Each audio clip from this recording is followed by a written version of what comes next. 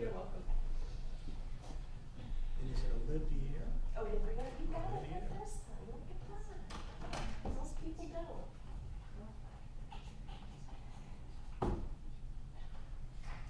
Yeah, we don't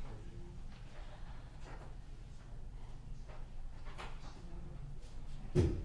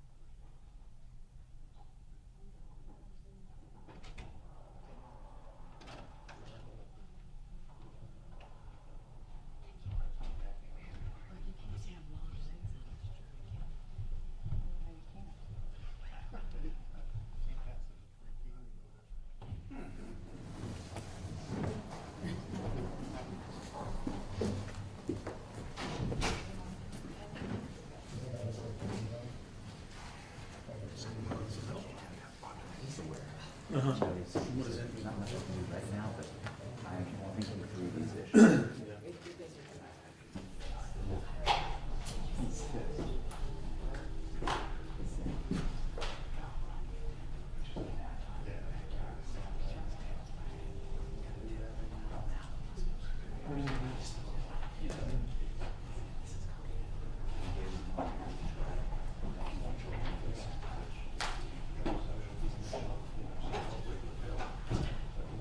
We didn't ask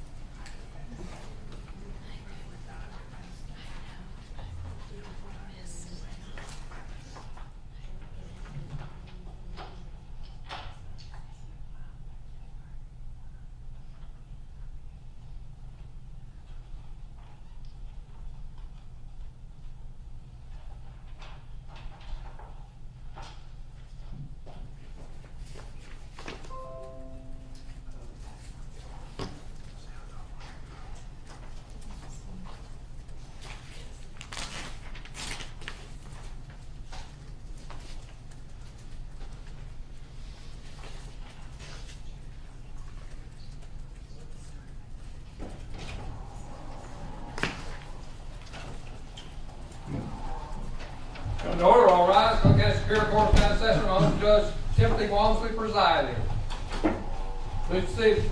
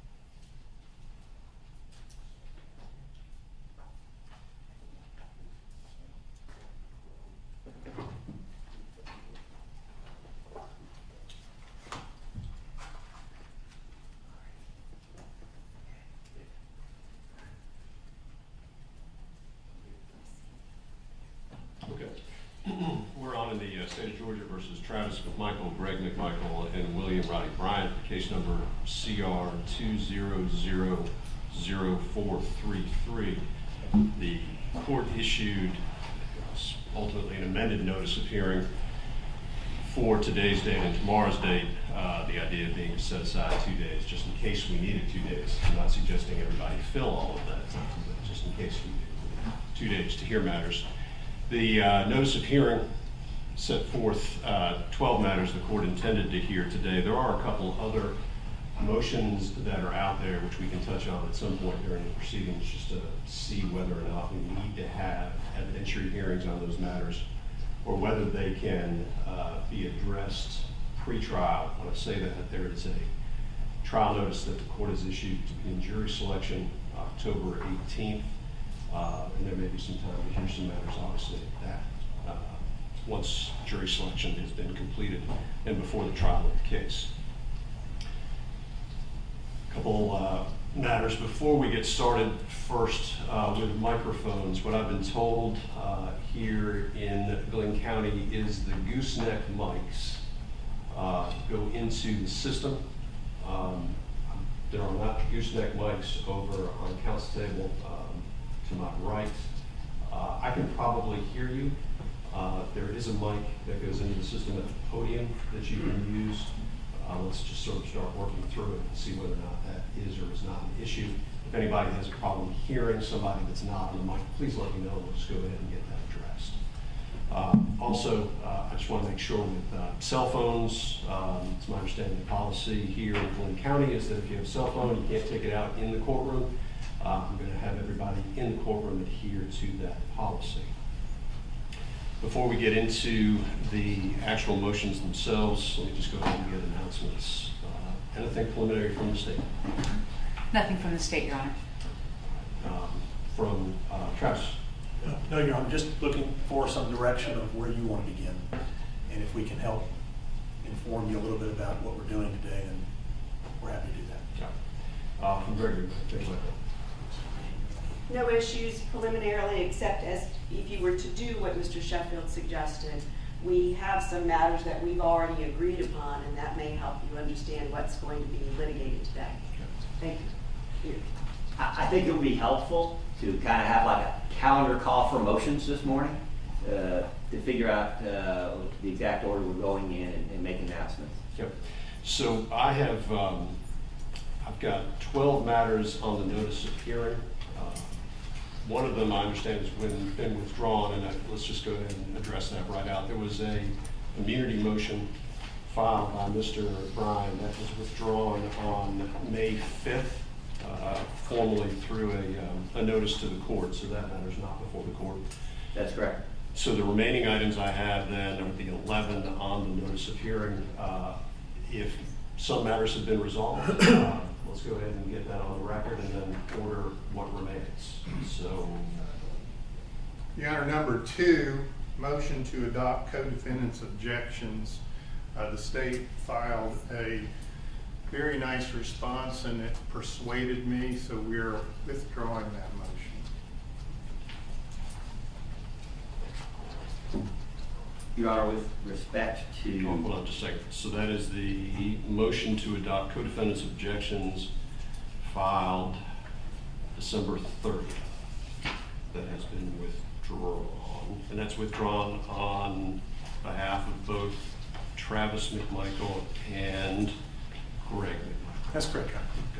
And also, we're also withdrawing the motion we joined on.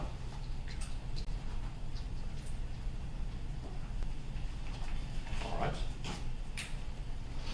Any other motions being withdrawn? It is my understanding, Your Honor, after some discussions with the state, that number 4, the state's notice of intent to introduce evidence of other acts, 404B, against defendant Greg McMichael, has been agreed upon that that issue would not be introduced in the defendant's case in chief.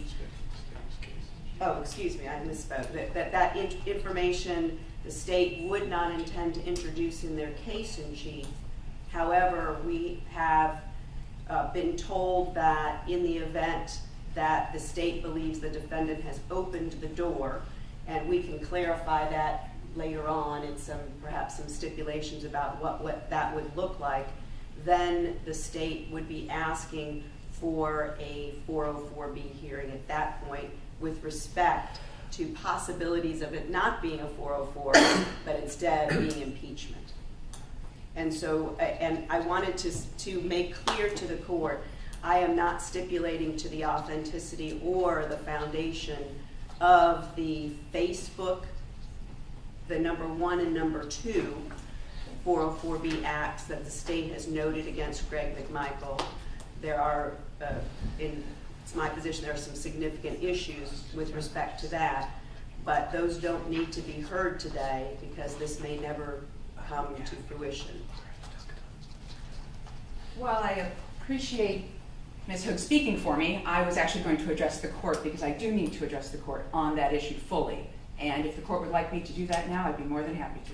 Let's address it as a matter that would be then before the court. I mean, based on this, I think I understand what's going on. The idea would be, depending on whatever the defense may be, that conversation could go in a different direction, or that argument, I should say, would go in a different direction. This is a matter that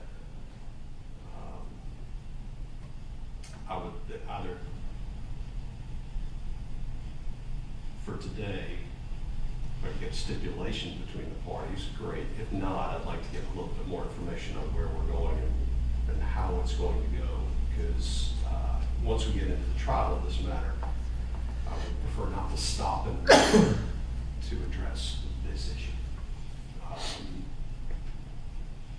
So let's flesh it out a little bit further as we move through the motions. Very good. Thank you. Let me do it. It's easier for me just to keep in order. Sure. From the state, understand no preliminary matters, no announcements then on the specific motions.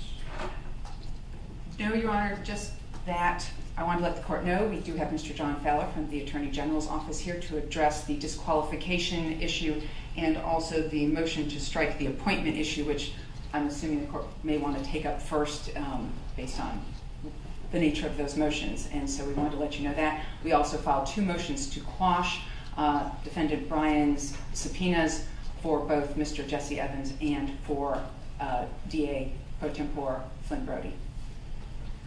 So I have both of those. And just to make the court aware, we have 8 witnesses that we intend to call on the 404B and the mental health issue that we've raised, or that the state has moved to oppose any evidence on that. Thank you. All right, anything further than?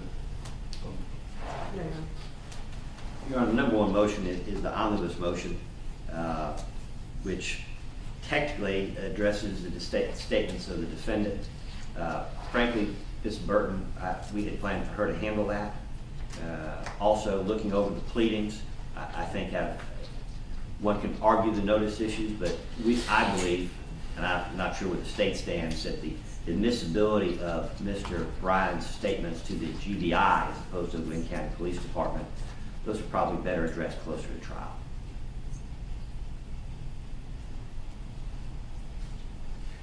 Your Honor,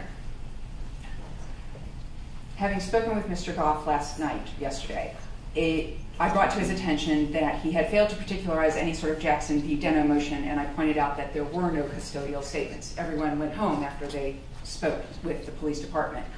However, Mr. Goff then filed at 4:50 last night an amended omnibus motion seeking to suppress his client's statement to GBI agent Seacrest on May 11th of 2020.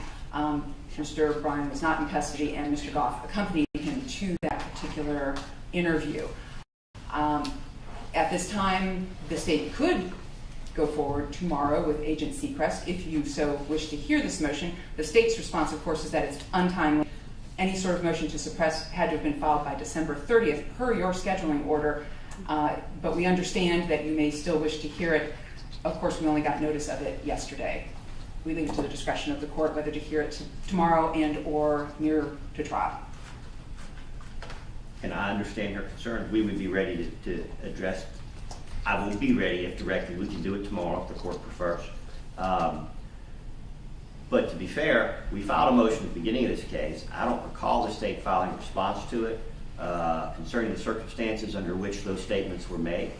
And we specifically referenced in there the issue as to the voluntariness of those statements under the state statute. I don't know how the state could claim that they're prejudiced or unaware that the voluntariness of those statements is an issue. That doesn't matter whether he's in custody or not if they're involuntary. That's a pretty high standard when you're not in custody, but that's not the sole question. It's not just an issue of custody. I would rather that Ms. Burton handle the entirety of the omnibus motion. I promised her that she could. She can't do it tomorrow, but I'm certainly capable of having that hearing tomorrow if the court directs. And I will do as directed by the court. So it's a one witness Jackson-Denno. Yes, Judge, it is. Yes. Well, trial's not until October. If the state's claiming that the specificity is lacking, I think we now know what it's about. Let me think it through. Let's see how the timing goes. If we get into tomorrow, I may hear it tomorrow then. That just gives the state enough time to work through whatever the issue may be, since it's a single witness and we know what the statement is. So I will put that down at the bottom of the list as far as priorities I'm reaching today, and I'll come back to it to make a decision on when I get started. My position on Jackson-Denno, I think we just need to hear it now that the issue's been raised. And so at some point before trial, it's going to be heard. It's just a question of when. Yes, Judge. All right. So what I would like to do is the motion to disqualify, the court does want to address up front. As far as the remaining matters, we can probably then work into the 404B, because we'll have the witnesses.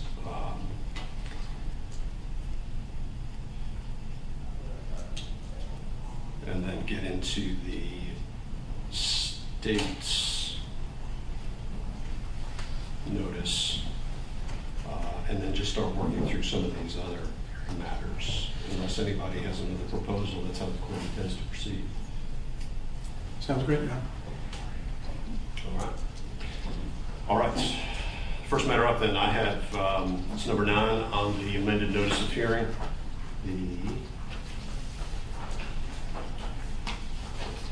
defendant, Mr. Bryan, filed a motion to disqualify the prosecutor and for other relief. That was on March 1st of this year. The state's response. Well, let's see. There was also a motion to compel the lawful appointment of the district attorney. There's a second motion to strike the illegal appointment of the district attorney. I think those are all out.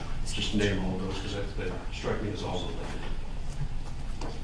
related. Mr. Goff, your motion.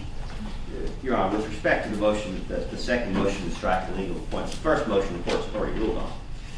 With respect to the second motion to strike the legal appointment, we're going to stand on the argument that is set forth in our motion.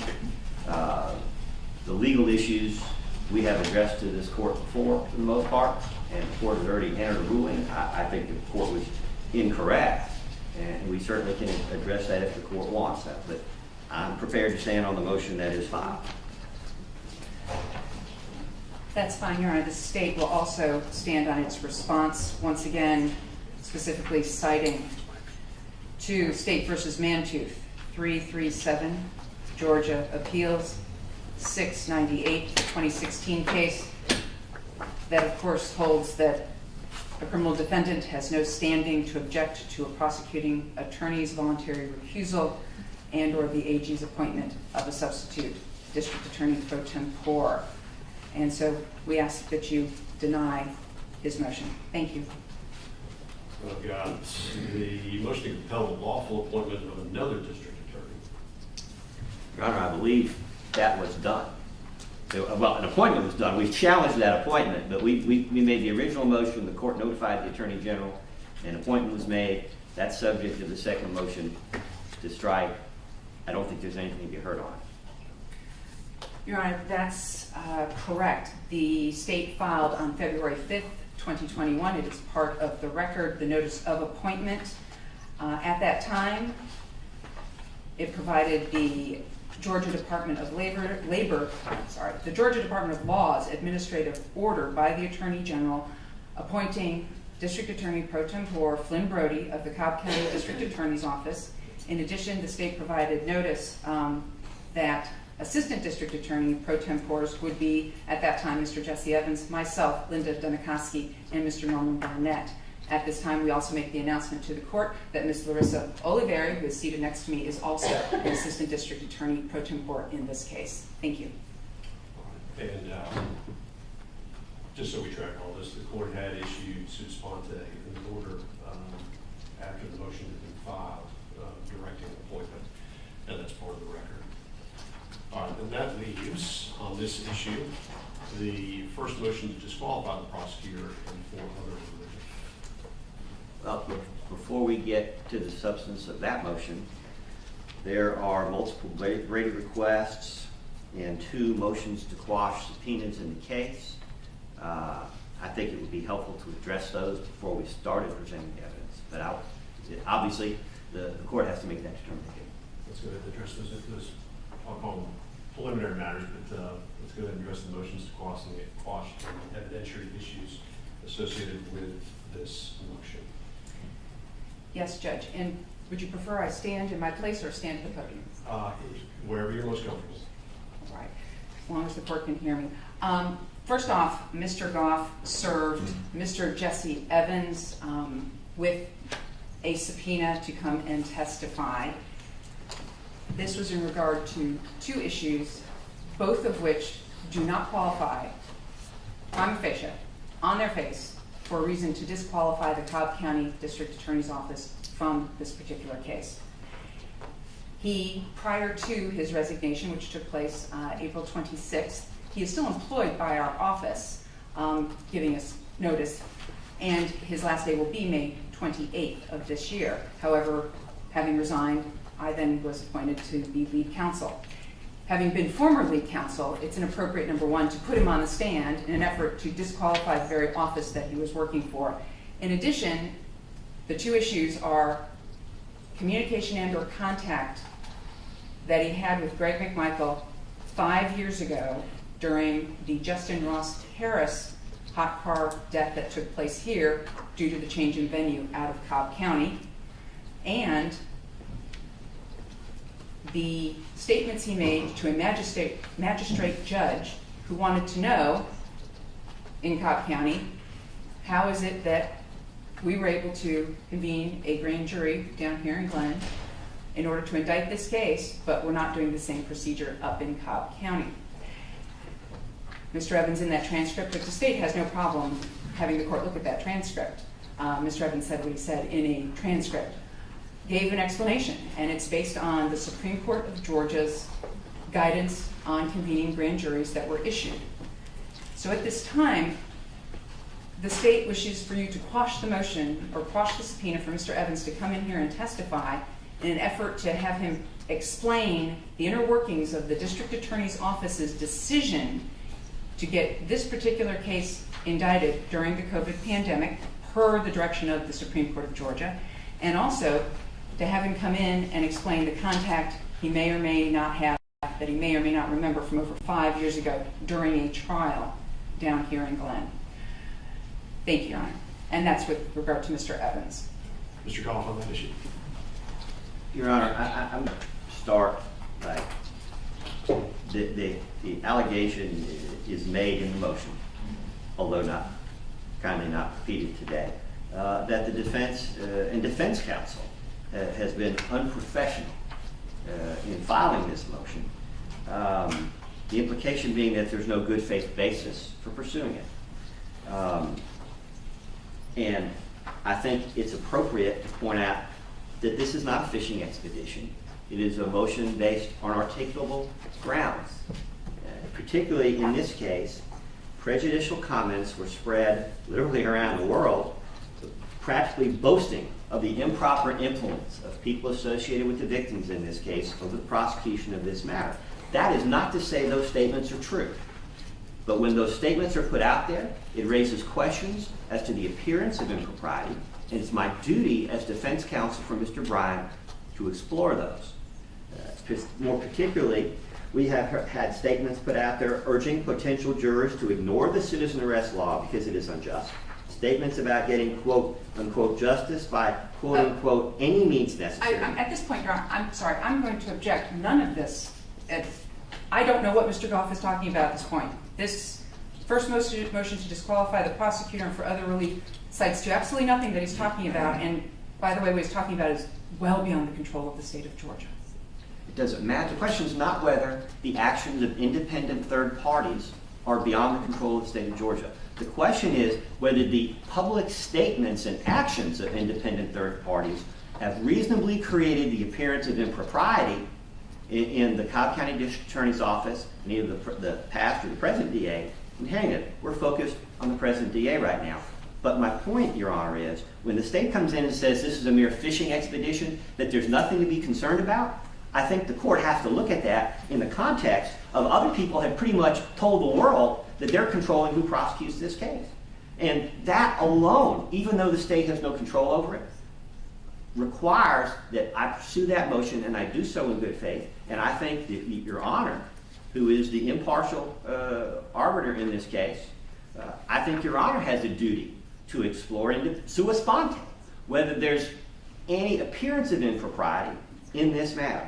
We have, and I'm going to finish, and I'm going to make that proffer, that we have the representatives of the victim putting out in social media that the appointment of Joyette Holmes in the Cobb County DA's office was quote unquote a huge win for the Arbery family.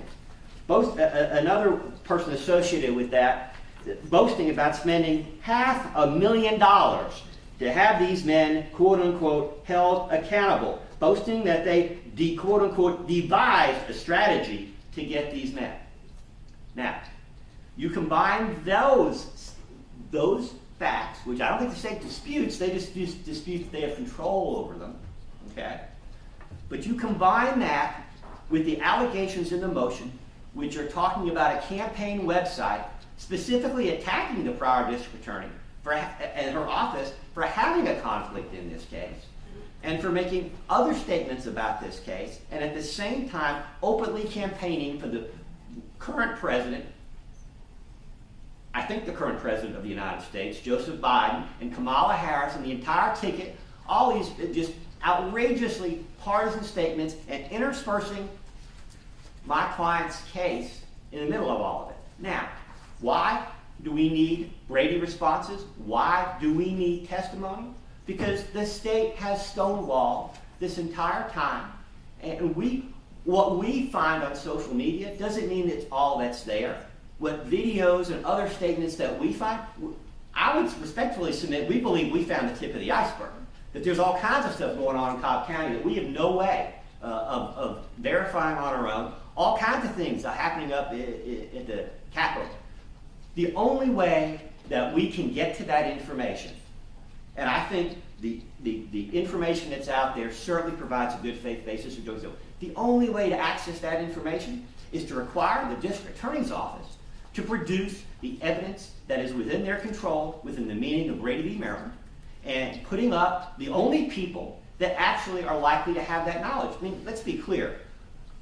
The odds that Linda Dunikowski, the state's prosecutor, now head prosecutor handling this case, that she was necessarily involved in conversations between Flynn Brody and the President of the United States? Maybe, but I'm guessing not. Any of those kinds of, if there were communications between Lee Merritt and Sean King or Ben Crump and state officials, it is unlikely that Ms. Dunikowski would have knowledge of that. I'm doubtful that Mr. Evans would have knowledge of that. The only people within those offices likely to have knowledge of such sensitive things would be the current elected district attorney and the former district attorney. Obviously, the former district attorney, having stepped aside, I can't disqualify somebody who's already out of the case.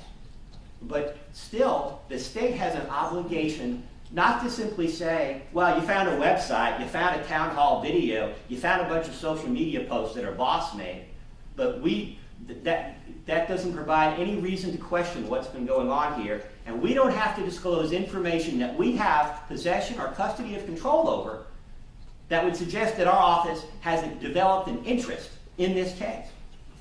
It's not simply a conflict question with Mr. McMichael. Does Flynn Brody and the Cobb County District Attorney's Office, have they developed a personal interest in this case? Whatever the court decides about Greg McMichael and his relationship in the Brunswick District Attorney's Office to the Cobb County DA's office, whatever the court decides, Mr. Brody, having inserted this case into his campaign for district attorney multiple times, and once he's done that, you can't come back and say, I was just kidding. It's just, as the district attorney says, campaign rhetoric. And we're certainly entitled to know if there's more to this than we have been able to discover.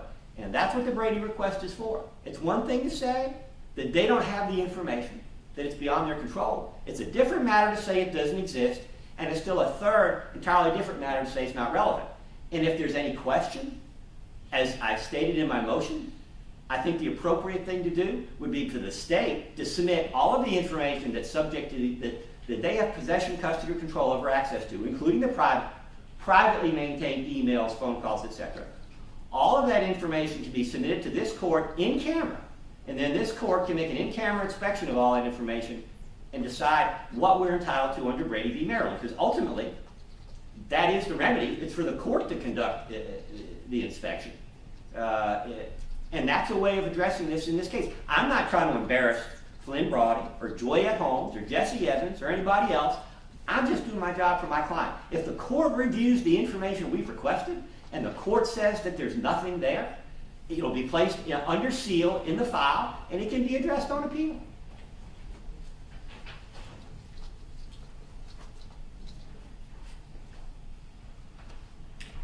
Okay. The topic we were on was the motion to quash. The former lead counsel in this case, Jesse Evans, having heard the arguments of counsel, the motion to quash the subpoena of Jesse Evans is granted. The court's not going to compel the former lead prosecutor to testify in this case. The standard for doing so has not been satisfied by the defendant and by the defense counsel's words. He probably wouldn't be the witness that would be appropriate before the court anyway. And therefore, Your Honor, we now move to the state's motion to quash the subpoena and brief in support of that I filed on May 10th for the subpoena given to District Attorney Pro Tempore Flynn Brody. That required his attendance. He, of course, is here, would be anyways. But for him to testify would be inappropriate. Once again, he is the elected official of Cobb County.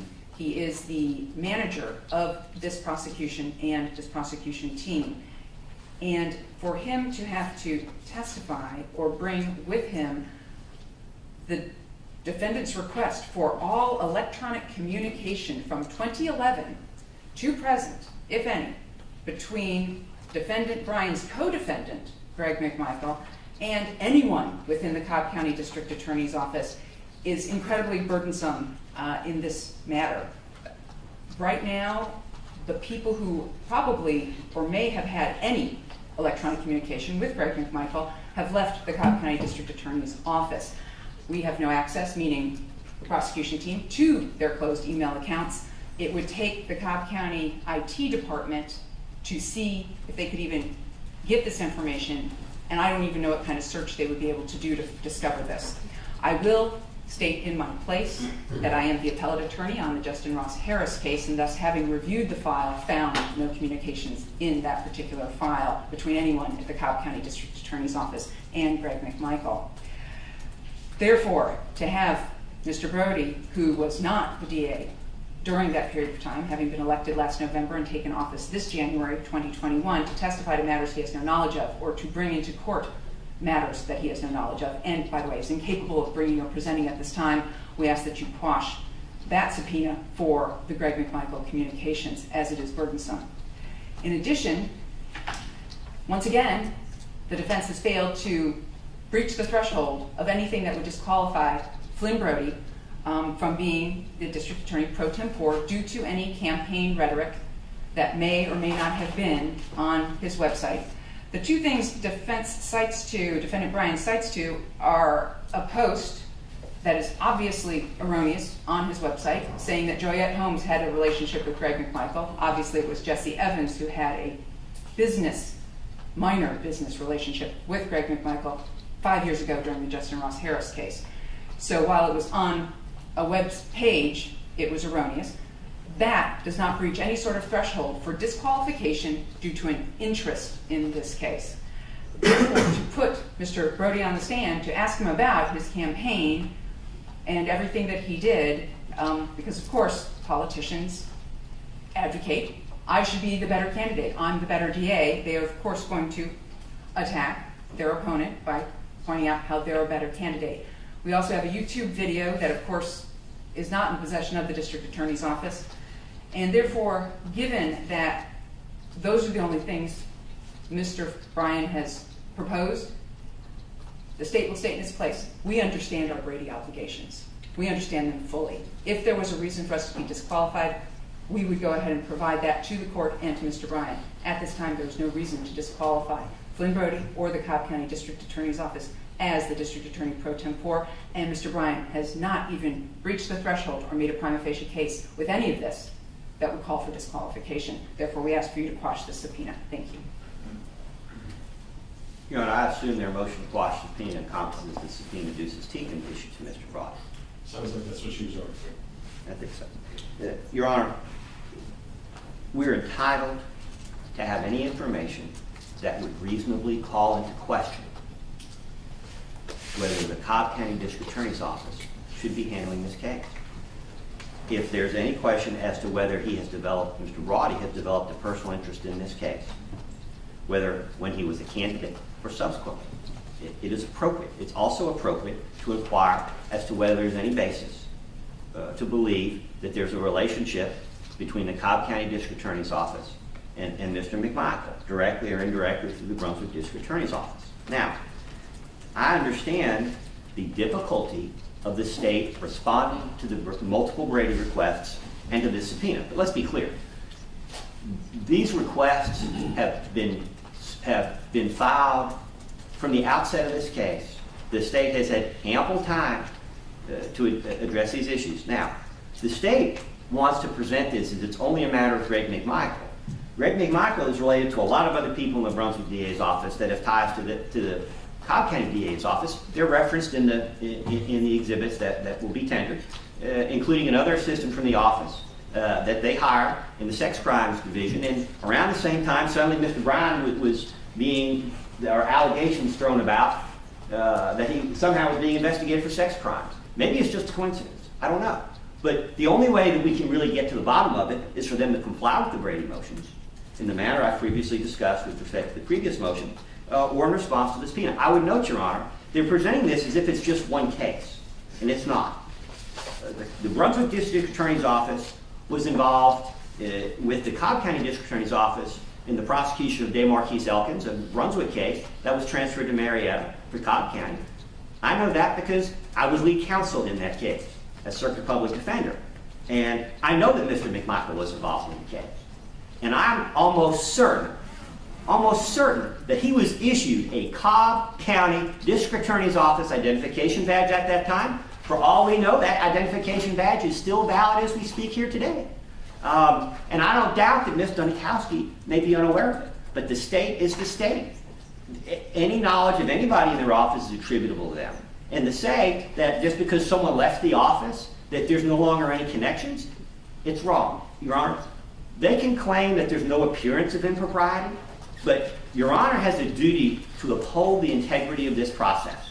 And when you see articles being published in the Atlanta Journal-Constitution and other places where people who are completely uninvolved in this case, legal scholars, but completely uninvolved in this case, openly question from day one the ties between the Brunswick office and the Cobb County office, it does raise the suggestion that the only reason the Cobb County office has this case is because it was acceptable to the Arbery family, and we're entitled to know what assurances or promises were made behind closed doors that suddenly made that okay.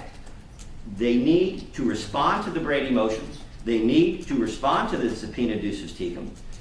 If they want to submit documents responsive to the subpoena ducis tecum to the court for an in-camera inspection, we're okay with that too. But if they're not going to provide any of that information, the only way that we can get to it is through witness testimony. And then they don't want to allow us to call the only witnesses who might actually have personal knowledge of the relevant facts and circumstances. In other words, we can file any motion we like, we just can't develop or present or have the court hear the evidence on it. And I believe that this court is well aware of the unusual nature of this case. I've never been involved in a case before where we've had 3 separate laws adopted since this case started, which are almost directly attributable, or if not directed to this case. We have a new citizen arrest statute. We have a hate crime statute. And now we have a change of venue law that seems unlikely to apply to very many, if any other cases in the state of Georgia, other than this one. We have all these statements from all these elected officials about this case and about these cases around the country. And to say, given Mr. Broady's actions as a candidate and given the relationship, these are important issues. And while everybody knows that Greg McMichael had dealings with the Cobb County DA's office, unless we can get witness testimony or production of evidence, how do we go beyond the statements thrown out to the AJC and other places that they don't feel there's a conflict? We have the right to contest those statements.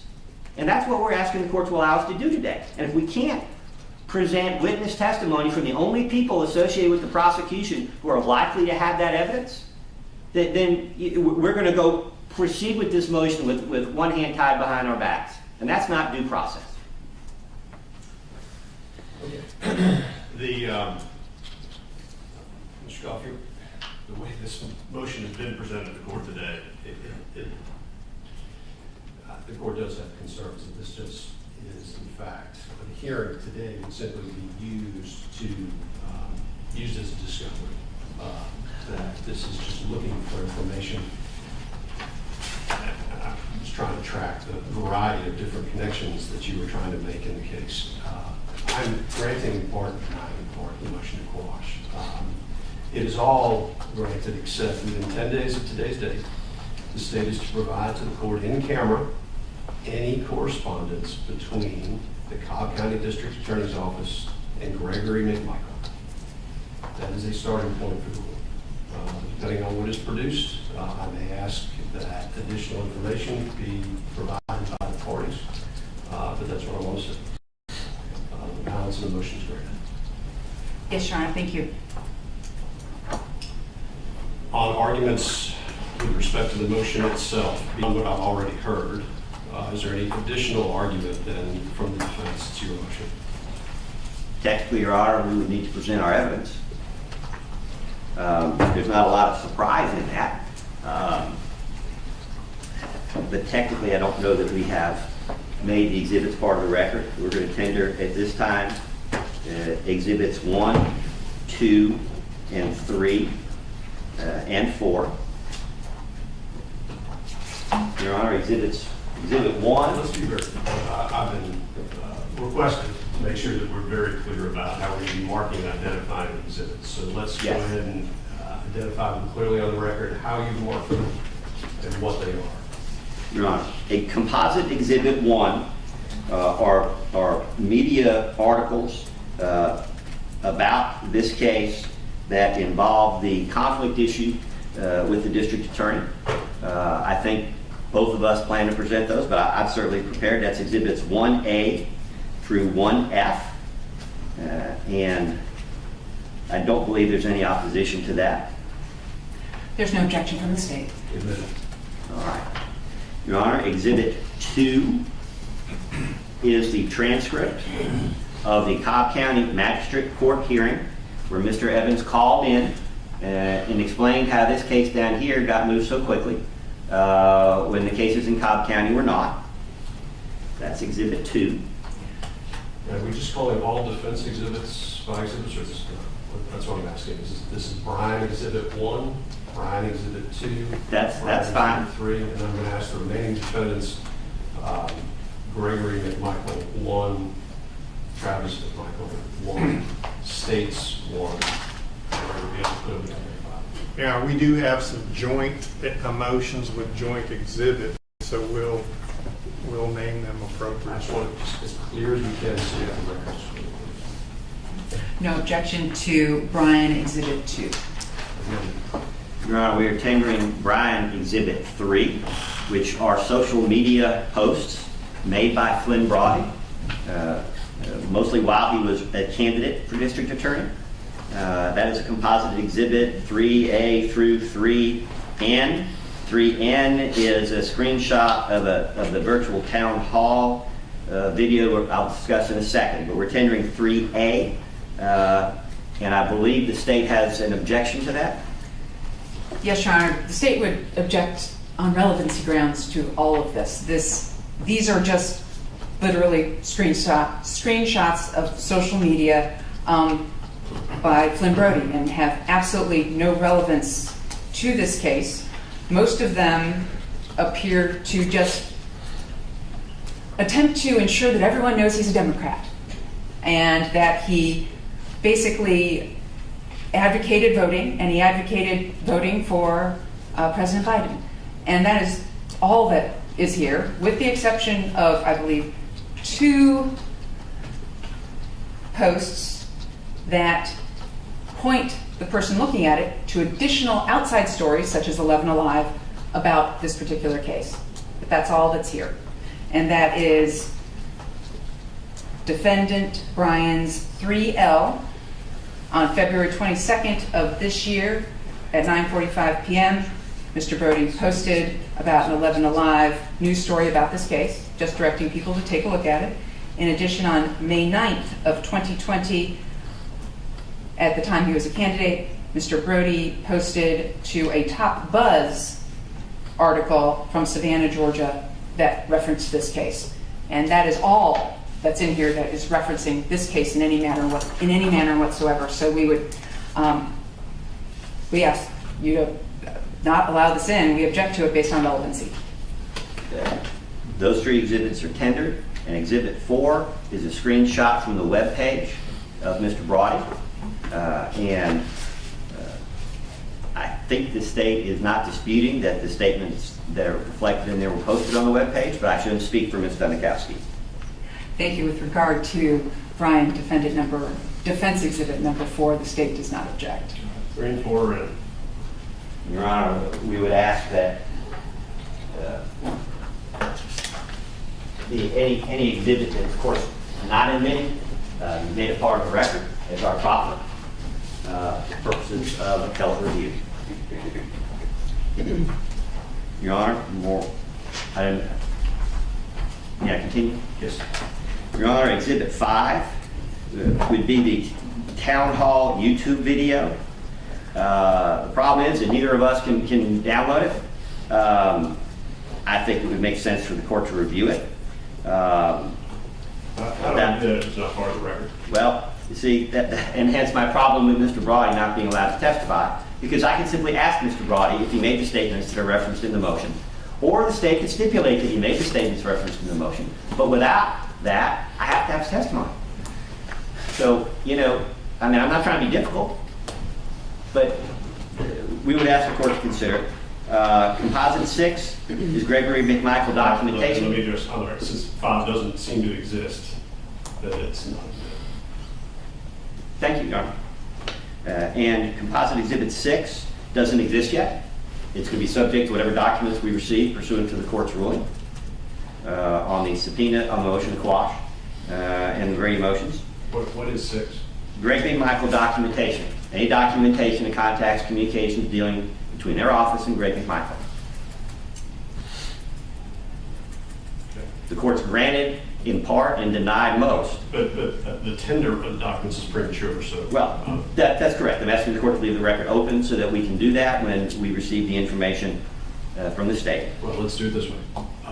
If there is something that the court reviews and is produced, the court is open to a motion to reopen the record to make those exhibits part of the record. Thank you, Your Honor. And that is all the evidence. We did subpoena Mr. McMichael, but we're not going to call him as a witness. I don't know we get very far with that anyway. We rest. Okay. I'll take the matter under advisement. Thank you, Your Honor. That should address all of the motions with regard to the prosecutor filed on behalf of Mr. Bryan, as well as the motions to quash. And Your Honor, if I may ask at this time, given you granted our motion to quash, is Mr. Jesse Evans released from his subpoena? Yes. Thank you. On a related matter, Your Honor, there is another motion pending before the court to preserve evidence with respect to the disqualification issue with respect to Ms. Holmes. And I think it's appropriate to address that issue with respect to Mr. Evans and Mr. Brody. The court has ruled against us, and I'm guessing how the court's going to rule, but I want to make it clear on the record that we are asking the court for an order directing Mr.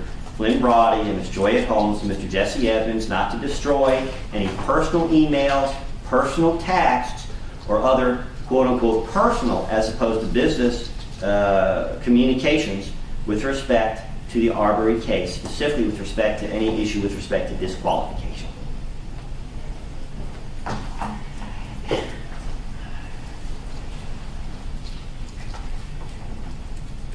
The state's response is this is their personal email and their personal cell phones. And even if they're personal, they could be considered attorney work product.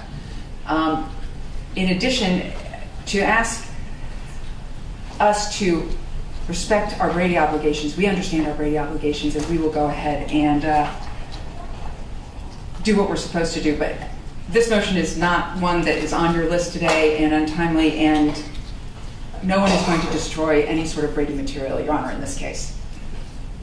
And the court may not want to rule today, but I'm making a record on behalf of my client. We've already alleged spoliation in a website that disappeared and suddenly was back. We don't need to address that today, but we're concerned about losing evidence or evidence being destroyed, and all we're asking the court to do, and whether the court does anything or not, we've taken every step we can on behalf of Roddy Bryan to protect the evidence. Isn't it covered really by Brady and spoliation anyway? The problem, Your Honor, is this. If there's any gray area on what's Brady, and I think from the arguments in today's case, the state contends there's a lot of gray area, then if evidence is destroyed, it's going to become an issue as to whether it was inadvertent or unintentional or whatever. But if we can't get the order, we at least want it on the record that we contend all of that is material, and the destruction of any of that will be spoliation. We seem to be spending part of the morning dancing in the hypothetical. I understand you're preserving the record. I'm not going to issue a ruling on that. The matters are clearly currently before the court, matters under advisement. It's able to be handled under Brady, and if evidence that's material in this case has been spoliated, it needs to be brought to the court's attention.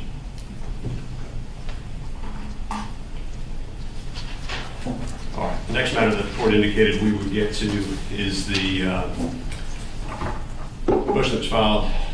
It was numbered 1.14, McMichael defendant's notice of intent to introduce evidence pursuant to 404B.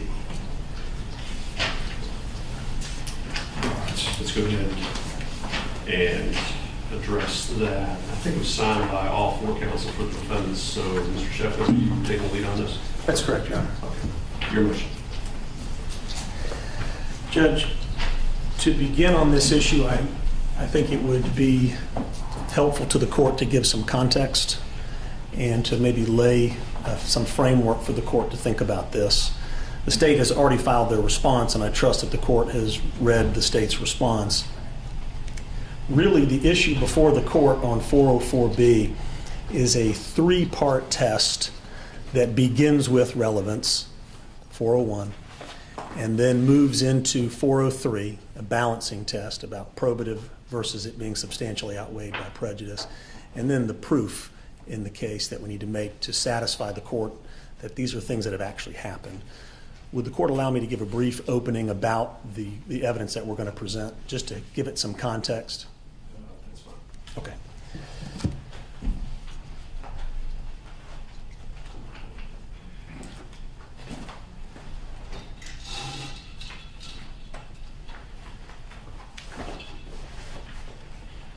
May I speak to the court as I move around?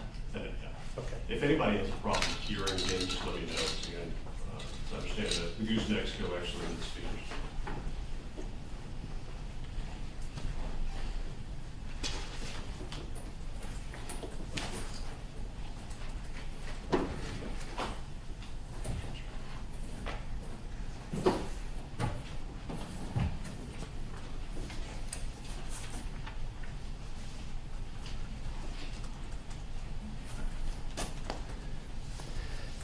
Your Honor, we also will be addressing at some point today the state's request to prevent the defense from going into history of mental illness of Mr. Arbery. Some of these witnesses and what they'll be talking about, the events of what happened, have some details within them that fit within the relevance of this mental illness. So I just want to make you aware that what I'm showing the court at this moment is a timeline that we have become aware of through the exchange of discovery with the state. And the state has made us aware of several witnesses, those witnesses being in the community who may be neighbors of Mr. Arbery, those witnesses working at some of the local businesses around the community who have had interaction with Mr. Arbery, those witnesses being his mother, those witnesses being part of the Department of Community Services and Probation, and those witnesses being other officers in the community who have had cause to come into contact with Mr. Arbery. All that we are talking with the court about when it comes to 404B are other acts where that rule of evidence says other acts may be relevant if we can demonstrate 401 why we're admitting it, because we're certainly not admitting it for bad character. And so 401 says if there is another reason other than bad character, then you satisfy that part of the inquiry, and then we move into 403. So what we have learned is that Mr. Arbery, starting back in 2013, and moving through 2017, 2018, and 2019, and into 2020, had a pattern of conduct and behavior, had a pattern of other acts that included theft crimes or attempted burglary crimes, or when confronted about his actions by people who appeared to have some authority, whether it be a business owner or a neighbor or the police or the Department of Corrections or even his mom, when confronted about his act that was under question, his response to that is to get angry and aggressive, physically and verbally. And so for purposes of this part of why we're offering this, we believe that this 404B evidence will speak to several issues that are inherently locked within this case that cannot be removed from the case because they are so fundamental to the issue. So what we're speaking about, Your Honor, is the very basic facts of that Mr. Arbery was in a neighborhood on February 23rd, 2020, that he did not live in, that Mr. Arbery was in a house in that neighborhood that he does not own and had been in that house on several occasions at night over the course of several months, that Mr. Arbery is running away after being seen. And what I'm giving you, Your Honor, is the acts that are inherently part of the trial of this case. We are not limited to the elements of what's being charged, but the issues that this case involves. And so these acts that we have that are uncontroverted, being in the neighborhood, being in the house, running away after being seen, and multiple attempts to detain Mr. Arbery with either verbal commands or words, trying to engage him to detain him, and then his behavior and his reaction to that with the McMichaels, and Mr. Arbery's decision to then ultimately engage in physical assaultive conduct. These are all the issues that need to be determined and that we believe will be in the minds of the jurors. What was going on that day? Why was it going on? And what was everyone's intent? What was the motivation of these people being Mr. Arbery and the McMichaels? Because those issues are central to the case, we feel that the evidence that we'll be presenting today is original evidence that needs to be presented to aid the jury in deciding these issues. So for example, what were the thoughts reasonable? I'm not sure what that is, Your Honor. I'll pause. Okay. Were the actions of the parties, Mr. Arbery and the McMichaels, were they reasonable? Were the McMichaels' interpretations of conduct and behavior of what they observed about Mr. Arbery, was that reasonable? Were they allowed under the law to detain Mr. Arbery? Why did they bring firearms? Why did they seek to arrest or perform a citizen's arrest? Why did they feel they needed to defend themselves in the process? And what the court is going to be tasked with doing, and what the jury is going to be tasked with doing, is looking at all these actions in hindsight to determine whether or not the law applies in the way that the sides will be arguing. And so that's why the evidence I'm going to present is relevant, because it's going to help to determine what was going on with Mr. Arbery that day. So if we look at 404B, we're offering the 404B evidence for Mr. Arbery to show, in this case, 404B allows us to deal with other acts that happened in the past that the McMichaels were unaware of, but that aid the jury in determining what the intent and motive of Mr. Arbery was on that day. Because his intent and his motive is something that is central to the case. And we feel the 404B evidence will help answer those questions. And just as a preliminary, I haven't asked Ms. Dunikowski her thoughts about this, but perhaps I'll say to the court, we're happy to ultimately brief this issue to Your Honor. We can argue some cases today if that would please the court, but this is something that I think we may be briefing if the court wants that. But ultimately,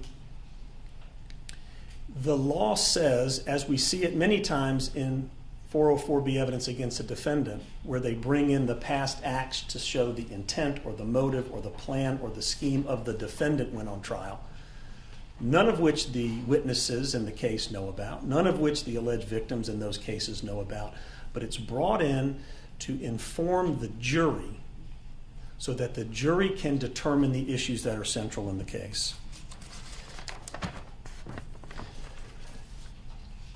What we have also, Your Honor, is this other idea that not only should this be allowed for original evidence, but we also think the door has been opened essentially when we talk about the facts of the case that the state has and the court has and the filings have and the testimony at the preliminary hearing as well as the bond motion has established that the state feels these central issues and questions are relevant to the determination of the issue as well. So as I'll point out with this particular board, Your Honor, we have a lot of statements by state witnesses and a lot of statements by the state answering the question of why Ahmaud Arbery was in the neighborhood that day, answering the question, did the defendants commit crimes, answering the question why there was a chase. So I just say this to Your Honor, that the evidence that we're going to present today, I would like for Your Honor to consider it in the context of what I'm doing this little opening for. Understood. Thank you, Judge. All right, so we'll call our first witness. I had a mistake before we get to witnesses. Oh, sure. Opportunity, Ms. Dunikowski. Thank you, Judge.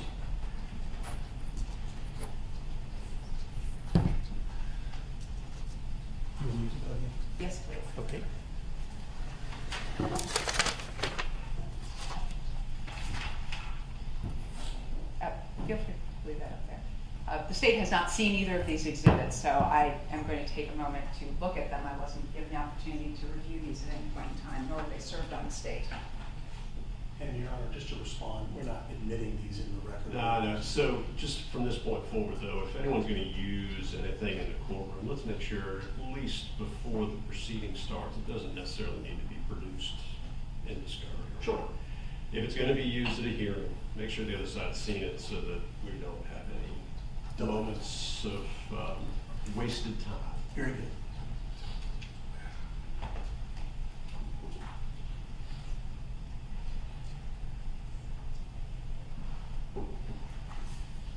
Thank you, Your Honor.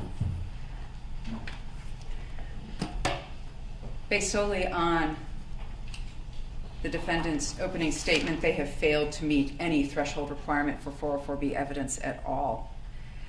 They asserted that the 404B evidence of Ahmaud Arbery's prior crimes and other acts would speak to issues in this case, and they said that the motivation of the victim is the central issue in this case. Your Honor, they have put us on notice that this is a self-defense case. First off, in a self-defense case, you cannot start it. If you're the first aggressor, you cannot go ahead and murder somebody. You can't claim self-defense if you started it. They started this when Greg McMichael saw Ahmaud Arbery running down the street. They had no knowledge that he had been inside 220 Satilla Shores earlier, just moments earlier. They had no knowledge of that. So in order to get out of this problem they have, which is they're the first aggressors, they've got to claim they were making a citizen's arrest. Well, according to their counsel just now, they weren't making an arrest. They were seeking to detain another citizen. And they said, a question is, well, he's in a neighborhood he does not live. Last time I checked, this was the United States of America, and you could go anywhere you wanted. He walked into a house that was open. Yes, not his, but not theirs either. He ran away after being seen. We don't know that. We know he ran away. We know Mr. Albenze was across the street on the cell phone making a 911 call. They made multiple attempts to detain Ahmaud Arbery. That's not a citizen's arrest. That's an illegal detention. It's false imprisonment. And they want to talk about Mr. Arbery's reaction to Greg McMichael and Travis McMichael. It's common sense, fight or flight. And what Mr. Ahmaud Arbery did was he fled because he was under no legal obligation whatsoever to stop and talk to strangers who were trying to hit him with their pickup trucks and shoot him with their shotguns. They just basically said that Ahmaud Arbery's decision and his conduct is what this case is about. That is bad character evidence. That is propensity evidence. So they haven't even met the threshold in their opening statement. They then said, were Mr. Arbery's thoughts reasonable?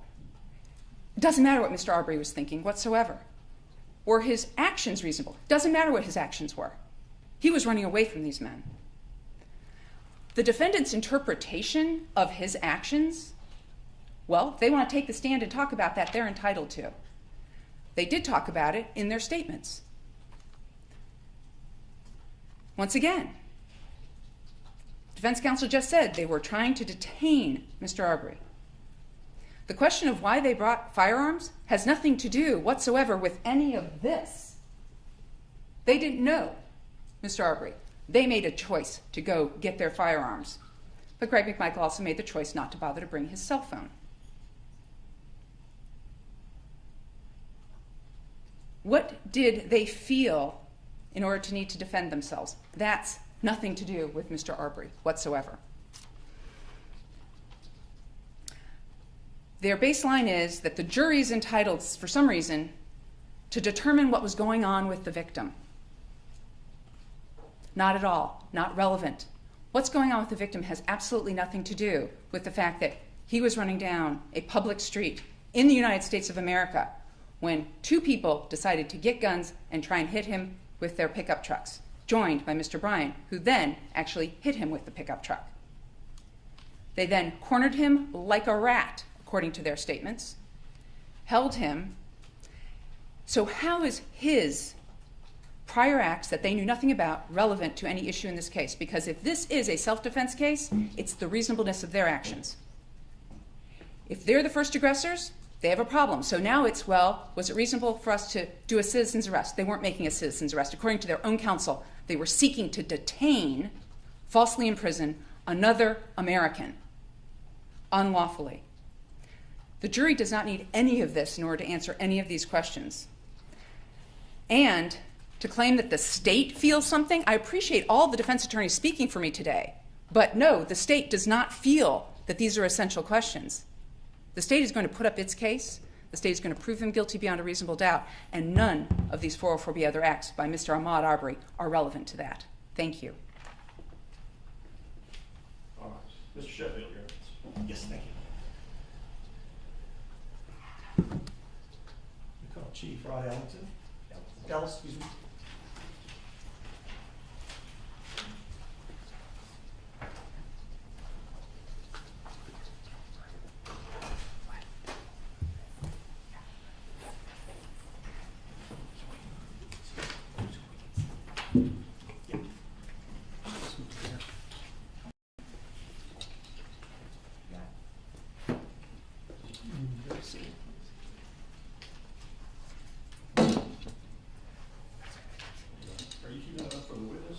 I'm keeping it up for me, and so that I can keep the timeline relevant to the court.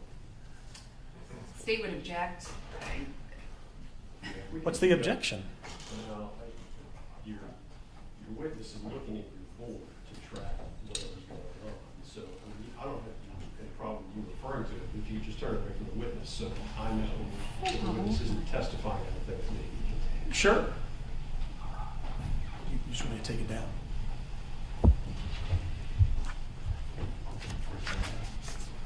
Do you solemnly swear or affirm the testimony you shall give to the court shall be the truth, the whole truth, and nothing but the truth, so help you God? I did. Go ahead, Chief Ellis, I'm Jason Sheffield. Good morning.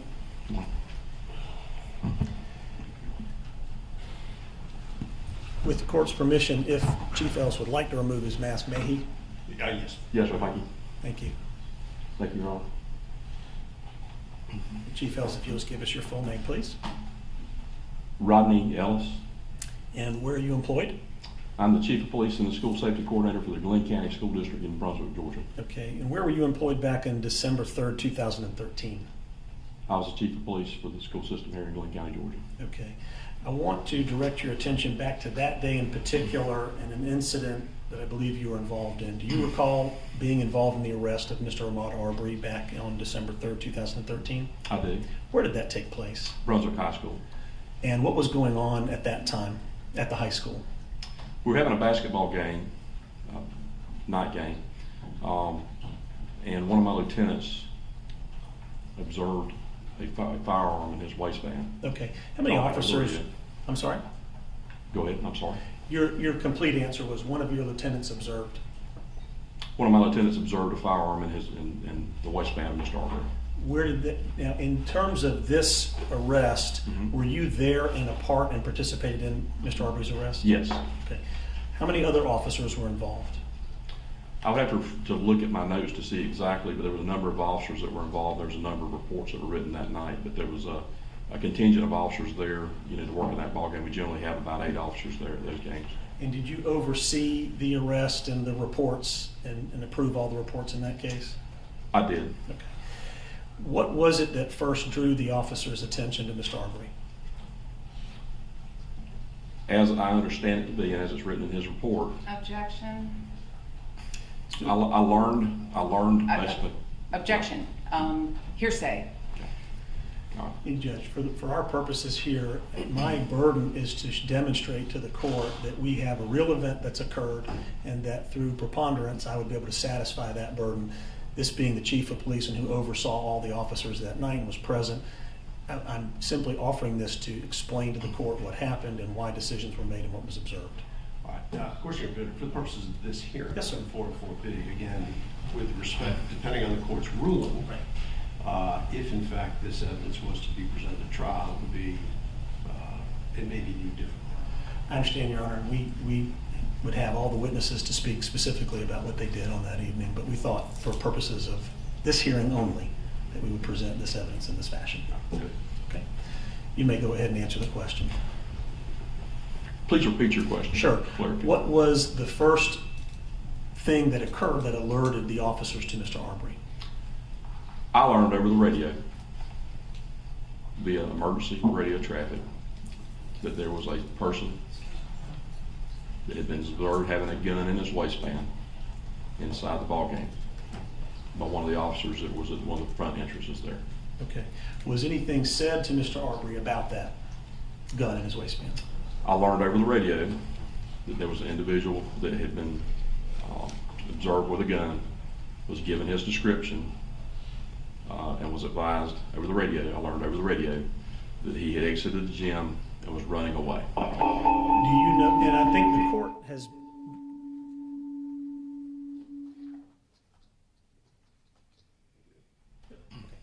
so I think the court is going to permit you to talk about what you heard on that day to sort of simplify the presentation of this evidence to the court.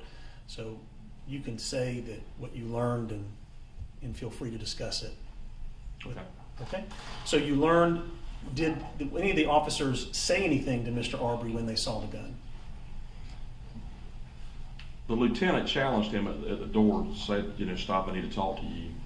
And at that point in time, he ran out the door, Okay. ran away from the officer, refused to comply with the officer's command to stop. I need to talk to you. Ran out the door and ran away from multiple officers there until he got to my position where I tried to apprehend him as well. Okay.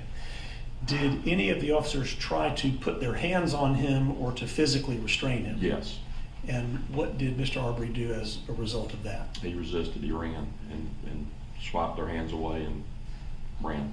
Did any of the officers get injured? One of the officers was chasing him and fell, yes. Okay. But no other physical signs of injury or scratches or anything like that? No. Okay. And once he ran, did other officers join in the chase of Mr. Arbery? Yes. Are you aware if any other officers gave him commands to stop or that they wanted to speak to him at that time? Yes. Who did and what did they say? I was more than less likely the second one who the officers that made contact with him initially, I'm certain based upon the reports told him to stop, that he made contact with, that he went past. When he got to my position, one of my male lieutenants was behind him and radioed me and gave me a description and said, that's the guy they're after that's running by your vehicle. I proceeded to give chase, roll the window down on my vehicle, began to yell at him very loudly with loud verbal commands to stop. Police, I was in a marked patrol car, SUV. I ran alongside of him. He ran parallel to my vehicle. The old Brunswick High School where this took place in no longer exists, but there was a breezeway out in front of that school, and he was running along that breezeway. Let me stop you there. At any point when you were giving him the commands to stop, did he stop? No. Okay, and continue, please. He was running along, and I was advised he was potentially armed. And my lieutenant, who also was running behind me, had his weapon out. I screamed as loud as I could, stop, stop, stop, fearing he was still armed, because that's what information that I had. I had, my weapon out the window, trained on him, begging him, yelling, stop, stop, stop. And as he ran, he slowed down, he made eye contact with me. He began to pat his waistband. And When he did that, what were your thoughts? Lord, please don't let me have to shoot this man. And the elements were certainly there to have used deadly force in that situation. I was praying I would not have to. He came up empty-handed. As he was patting his waistband, he didn't have anything in his hands. The lighting was not very good there. But when he come up with his hands, he kind of made eye contact with me again. And at that point in time, he began to run again, accelerating away. So at that point in time, he went around the corner, and I continued to pursue him. Ultimately, did he stop? He stopped when he ran around a corner, away from me. He was running from me, and he ran right straight into two of my officers, who took him into custody. And then I exited my vehicle, and we all three of us got him handcuffed. Did they report to you how he stopped at that moment and took him into custody? Did he comply? They took him into custody at gunpoint. They did. Did they have any physical altercation? He didn't fight at that point in time. He gave up. He relented and Yes, stopped. he Okay. did not. He did not resist at that point in time. Did you observe anything about him that you thought, under the circumstances, was abnormal? Well, other than bringing a gun to a high school event, that certainly was unlawful and abnormal, causing us great concern as to why that took place. Knowing I was in a marked patrol car, yelling at him, please to stop, screaming at him, at the top of my lungs, as best I could to tell him to stop. And he would refuse to comply with those commands. And what was the scary part of that for me was reaching for the waistband. I understand. He was ultimately arrested? Yes. For what? He was arrested for carrying a weapon on school property, and disrupting, because we had to lock down the event. We had to actually lock down the gymnasium, as that was going on, which caused a disruption there. The game continued, but it certainly caused a buzz there amongst the participants, and a great deal of anxiety amongst the people that were there. He was also charged with that. He was also charged with resisting law enforcement officer with violence. Maybe obstruction? That's correct, obstruction of violence. At the time when he was being arrested, when the officers and he had stopped running, did he say anything at that time? We asked him, where's the gun? Because at that point in time, we patted him down and couldn't find a gun. He said, I don't know, I must have dropped it. Okay. And did he say anything else about why he ran? He did. Okay. Did he do anything at that moment or behave in any way that you thought was abnormal in terms of connecting with you and talking with you? Not really at that point in time. He had resigned himself. He appeared to me to resign himself to the fact that he was apprehended, and there was no point in resisting or running or anything at that point. Do you know whether or not he ultimately resolved his case with a guilty plea? He did, and I'm not sure of that was been several years ago. I knew there was a plea bargain in the case. I'm not sure exactly how it was adjudicated. Okay. I do know I don't recall ever going to a court hearing on it. All right. One moment, please.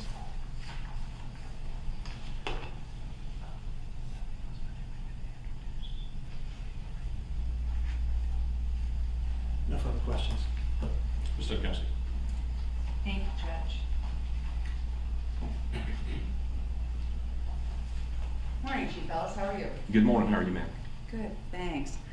So, you said you were in a marked patrol car, is that right? That is accurate. All right. And how were you dressed at that time? I was in a Class B uniform, polo shirt, khaki pants, Glenn County School District Police. I was identifiable as a law enforcement officer. So anybody who saw you would know that you were in fact and indeed a law enforcement officer? That is correct. Okay. You mentioned someone running behind you. This was your lieutenant? That's accurate. All right. How was he dressed? The same. All right. So in identifiable uniform. That is correct. The two officers that Mr. Arbery ran into when he ran around the corner that apprehended him at gunpoint, how were they dressed? The same. Everybody's in law enforcement uniforms. Yes, ma'am. Easily identifiable Yes, ma'am. as law enforcement. That's correct. Okay. Were there other marked patrol cars out there? Yes. And the person who first noted that Mr. Arbery had this firearm on him when he was going into the gym, was that also a law enforcement officer? Yes, ma'am. How was that law enforcement officer dressed? The same. And do you recall that in this case the weapon was actually found at the front of the gym? That is accurate. Okay, so he dropped it right away as he ran, right? Appears so. Okay, because obviously he didn't have it on him when you arrested him. Is that correct? That's accurate. All right. And then in this particular case, he was charged with 3 counts of obstruction, is that right? Do you remember that? I'd have to refer to see exactly how many counts, yes ma'am, I don't know he was charged with that offense. Does it sound familiar that he was charged with obstruction for Ron Harris by knocking Officer Harris to the ground? Is that correct? Yes ma'am, that would be an accurate statement, I would think. Okay, now is Mr. Ron Harris the one who tripped over the speed bump and fell down during the chase? Ron did fall, yes ma'am, I was injured, had to be, checked out at the hospital and was on light duty for several days after that, pretty scratched up. Okay, and then we also have Officer David Smith, whose arm was scratched. That's accurate. Okay. And then we have obstruction for you by failing to comply with your lawful commands to stop running. That's accurate. Right. And do you recall that Mr. Arbery then pled guilty to those charges and received misdemeanor sentences on all of those obstruction charges? Ma'am, again, that's been so many years. I knew it was adjudicated, and I knew the matter was handled, but I couldn't testify to exactly what those circumstances are. I'd have to look at the record to see how that would reflect. But I knew it was handled, and it was a adjudicated issue. Okay. And I just want to make sure, this was December 3rd of 2013, is that correct?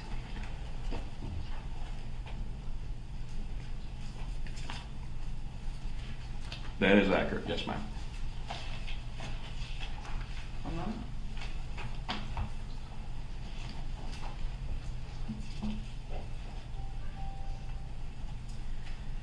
And at the time of this particular incident, to your knowledge, was Mr. Bryan, who's seated right here in the white shirt, was he present? Go ahead, stand up if it helps. I couldn't testify if he was or not. Okay, so you don't know him, or he wasn't part of the law enforcement contingent, was he? No. Okay. And do you know who Greg McMichael is? Yes ma'am. All right, was he present then? No ma'am, not that I recall. Okay. And his son Travis McMichael, to your knowledge, was he present? No ma'am, not that I recall.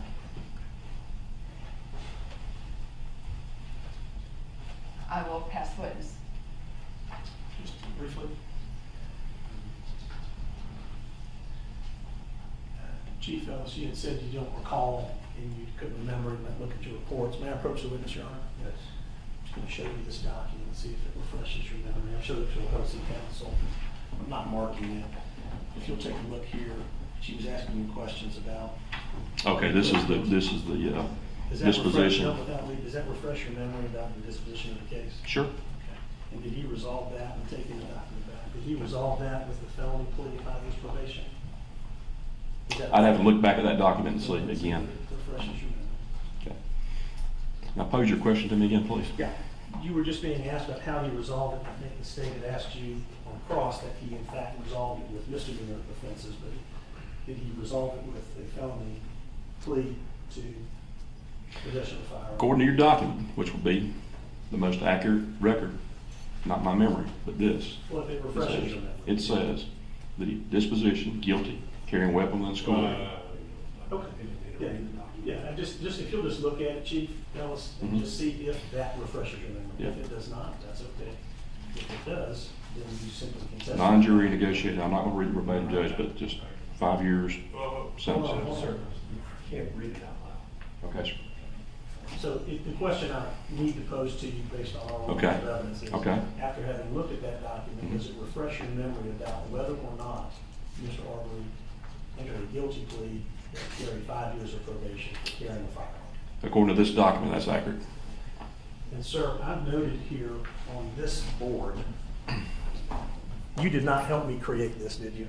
No, sir. Okay, but I've noted up here that he had an arrest charge, a gun charge and obstruction back in 2013. Does that accurately reflect essentially what you're testifying here to? Yes, sir. Okay. Nothing further, Your Honor. Anything else? Briefly, Mr. Sheffield. Oh, yes. Yeah. Oh, sure. Thank you. So, is my approach wrong? Good. Using the same document? that Yes, Mr. ma'am. Sheffield just showed you? Mhm. All right. Does this refresh your recollection on counts 3, 4, and 5, the obstruction charges that Mr. Arbery pled guilty to a misdemeanor? Ma'am, I don't see misdemeanor or felony anywhere on this page. I know those offenses or felonies. Um, At least one of them is high and aggravated. The other two are felonies. I don't know what the disposition as far as if it was bargained down to a misdemeanor. So the sentence of only 12 months as opposed to a felony which would be 1 year or above, is that an indication to you here that he only received 12 months on the obstruction charges? On the obstruction charges, on the carrying a weapon with a school grant on it, says 5 years probation. Correct, so I'm asking about the obstruction, not about the gun charge, but about the obstruction. It says 12 months sentence on your document there. And you know that to be misdemeanor sentencing, correct? I don't know that, ma'am.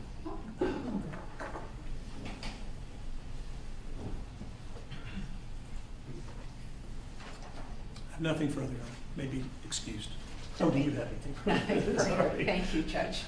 I didn't mean to interpret your return to council table. Hey, Chief, you missed that. Yes, thank you.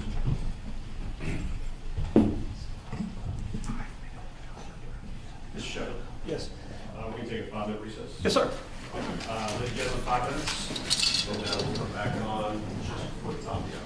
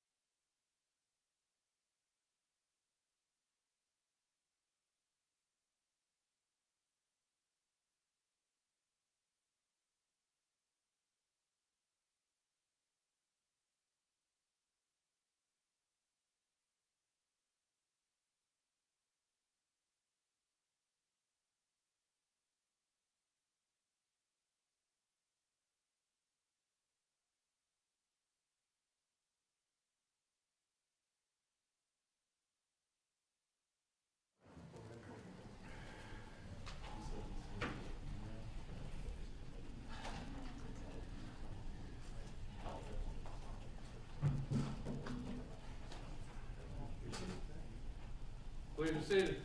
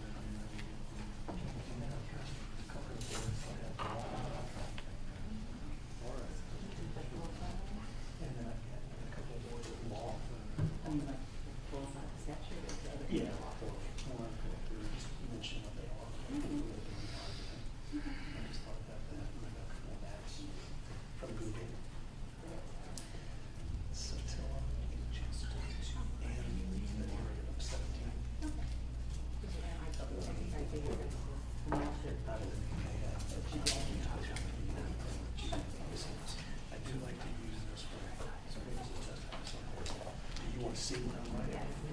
So where did you want me to put it so that you can see it? Right there.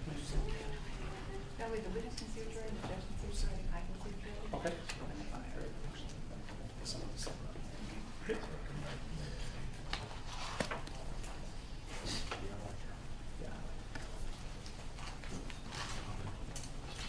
He's very smart.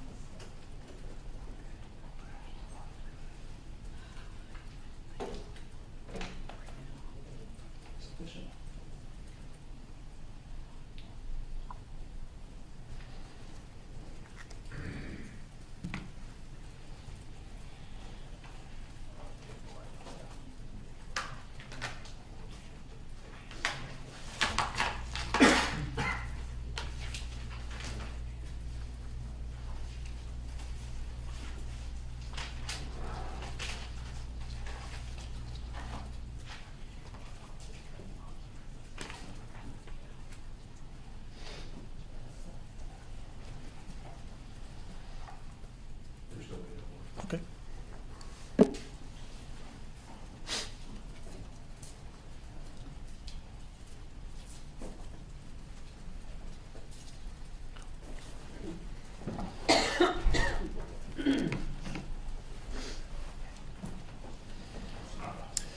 We are back on defendant's presence. Chef of the next witness. Yes, defense calls Officer M. Canego.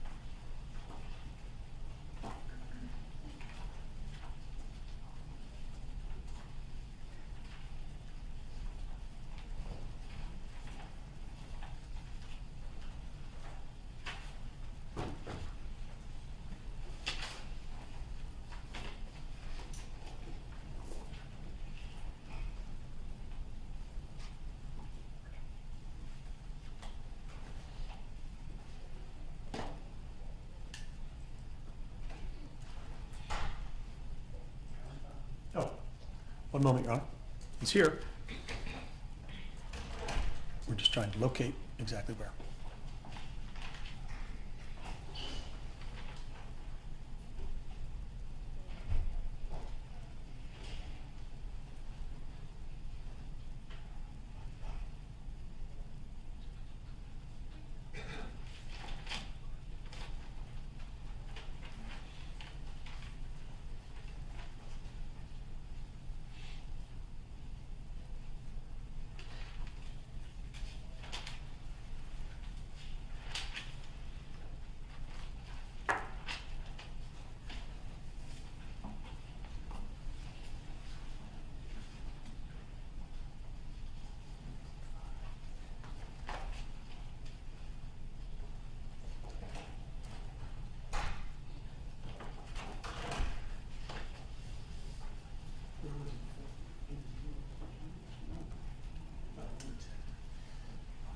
Your Honor, may I just take a moment to turn my cell phone on and text the witness? He was here, and now all of a sudden he's not. I'm not sure if he thinks it's lunchtime or what.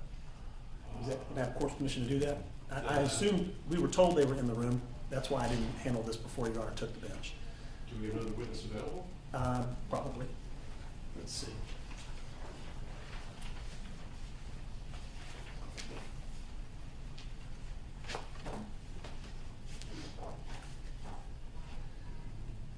Can call Officer Midell.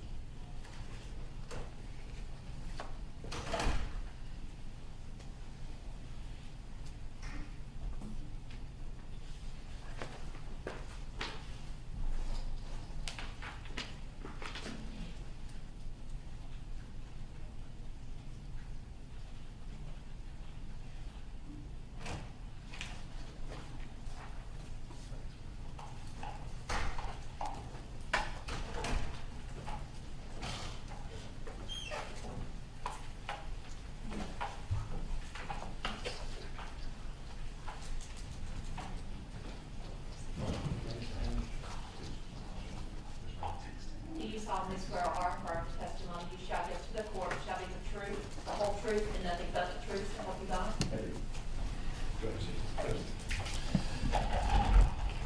you. Good afternoon, officer. Good afternoon. Can you please tell me your name? Robert Midell. How do you spell your last name? Mydell. Okay. I want to take you back to December 1st of 2017 in an incident at the Walmart shopping mall, and your memory about that incident, okay? Okay. Are you familiar with your role in, or do you recall your role in investigating a shoplifting that involved Mr. Ahmaud Arbery and some other juveniles? I do. Okay. Did you say 2018 or 13? I said 2017, Your Honor. 17. Yes.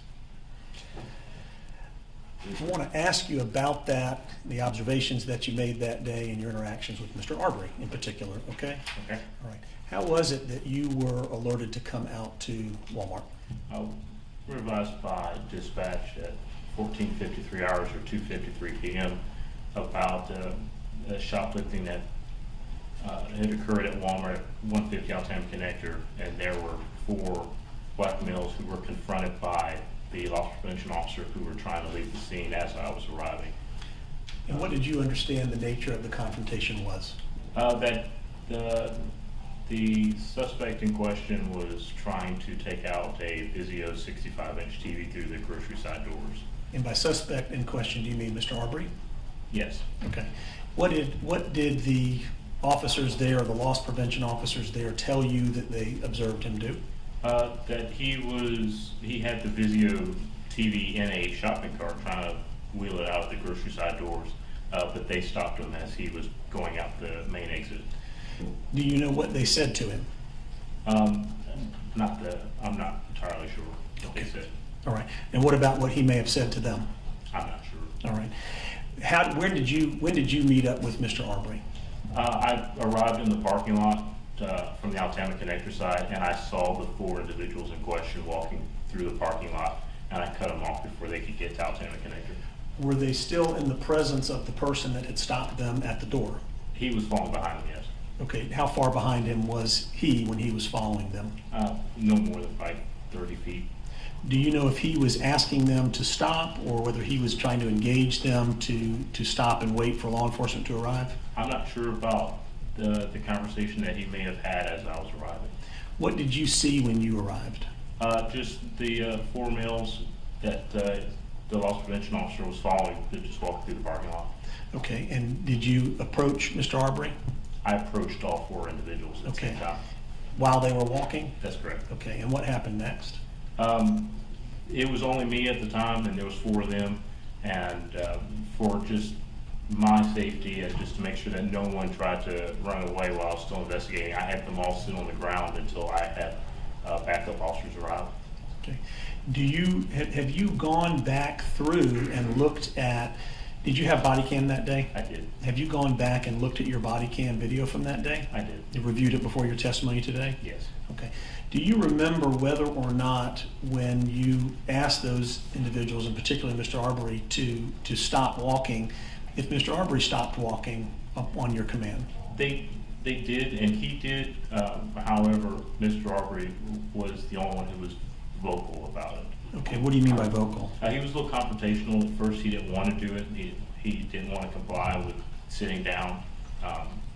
But after repeated requests, I'm not sure how many times I told him to sit down, they finally just did it. And I guess that was also when backup officers started to arrive. Okay. Did you find anything unusual about your needing to tell Mr. Arbery in particular several times to obey the command that you were giving him? Not necessarily, no. Okay, why not?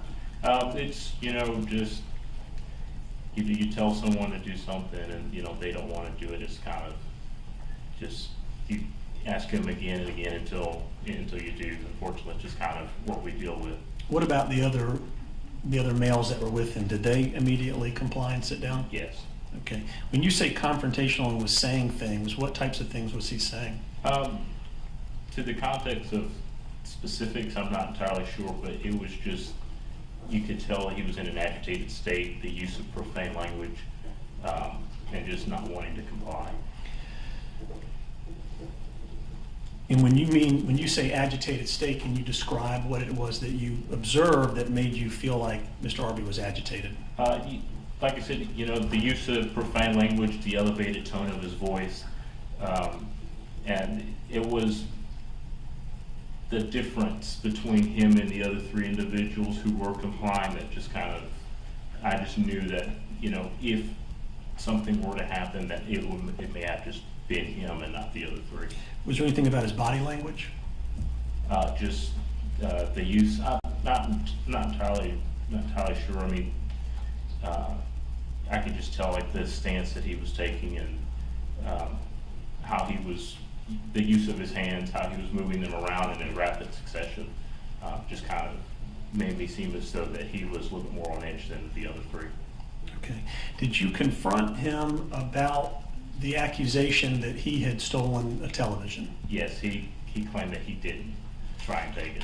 Was the other officer present there with you, talking to you about what not the other officer, but the store manager or the store personnel? Yes, I'm sorry, go ahead. Was that person present explaining to you in front of Mr. Arbery what he had observed Mr. Arbery do? Yes. Essentially confronting with Mr. Arbery that there was eyewitness accounts of his conduct. That's correct. And did he maintain that he had done nothing wrong? At the time, yes. Did you find anything unusual about that? No. Okay. Did you ultimately place Mr. Arbery under arrest for theft by shoplifting? I did. And do you know whether or not he was ultimately convicted of that offense? Yes. He was convicted for felony shoplifting? That's correct. Okay. I have noted on this board, did you help me create this board? No. I've noted here that there's a photograph here and it says arrest felony theft near the end of 2017. Is that accurate in terms of the That's timeline correct. that I have here? That's correct. Okay. On that particular day, do you recall what he was wearing?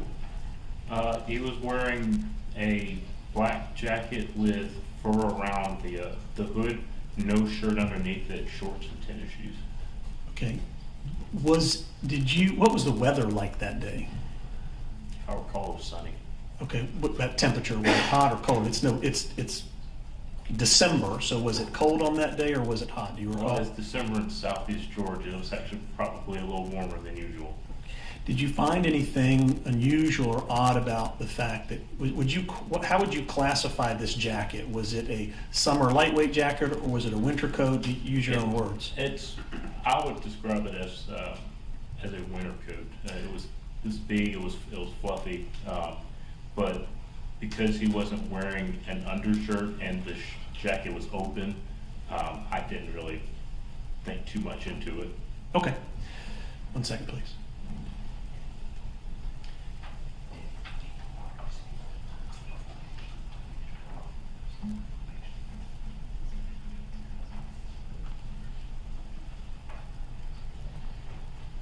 Do you recall, you said you had testified that he had entered a plea. Would that be a plea to felony theft or attempted theft? I'm not entirely Okay. sure. Do you know what he was convicted for? Whether it was a felony or a misdemeanor? No, I'm not sure. Or how much time he got on that particular offense? I'm not sure. Okay. Do you have documents with you that would reflect that to help you in your memory? Documents reflecting, Yeah, how the incident was resolved in the court system that didn't necessitate you coming to court to testify? no, I don't have those documents. Okay. 1 second, Your Honor.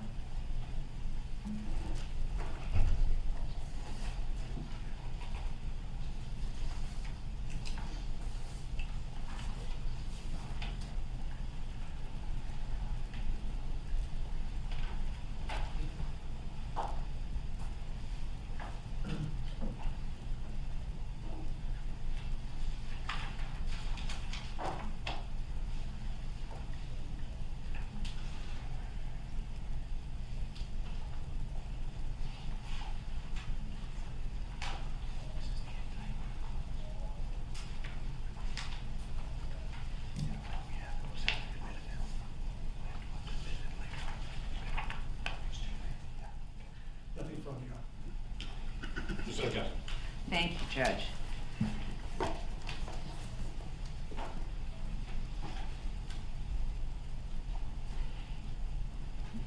Officer Mindell, was this incident anything extraordinary or outside of the ordinary with any of the shopliftings you've ever encountered? No. No. And how were you dressed when you arrived? I was in a Class B uniform, which consists of a short sleeve shirt that has our full markings, our badge, our patches, and then uniform pants and a duty belt. It was obvious to anyone that you were in fact a law enforcement officer. That's correct. And when you arrived, what kind of vehicle did you arrive in? And a marked vehicle. Right. Now, do you recall that the other people who were with Mr. Arbery, 2 of them were 15 and 1 was 17? That's correct. Okay, so they were juveniles. Yes, And these are the 3 who sat down right away. that's correct. Okay. Now, he used profanity. Was this the first time you've heard someone use profanity with you? No, ma'am. Was this the first time someone has appeared to be agitated in using their hands to talk to you? No, ma'am. At any point in time, did you pull out your firearm on Mr. Arbery? No, ma'am. Is it unusual to have to repeat your commands to people? No, it's not. And the loss prevention officer, he personally saw Mr. Arbery attempting to wheel out the TV, is that right? That's correct. And he reported that directly to you? That's correct. All right. Now, you placed Mr. Arbery under arrest. Yes, ma'am. What did you say to him when you placed him under arrest? That he was being placed under arrest, and I read him his Miranda rights. All right, so you actually said the words, "You're under arrest." That's correct. Is that how people know they've been placed under arrest? Yes, ma'am. And at no time did he run from you? No. Did he offer you violence at any point in time? No.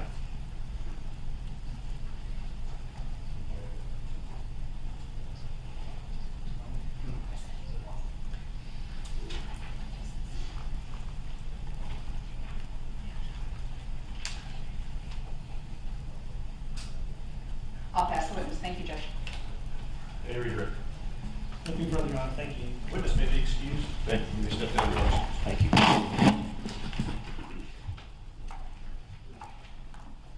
Defense calls Officer M. Canego.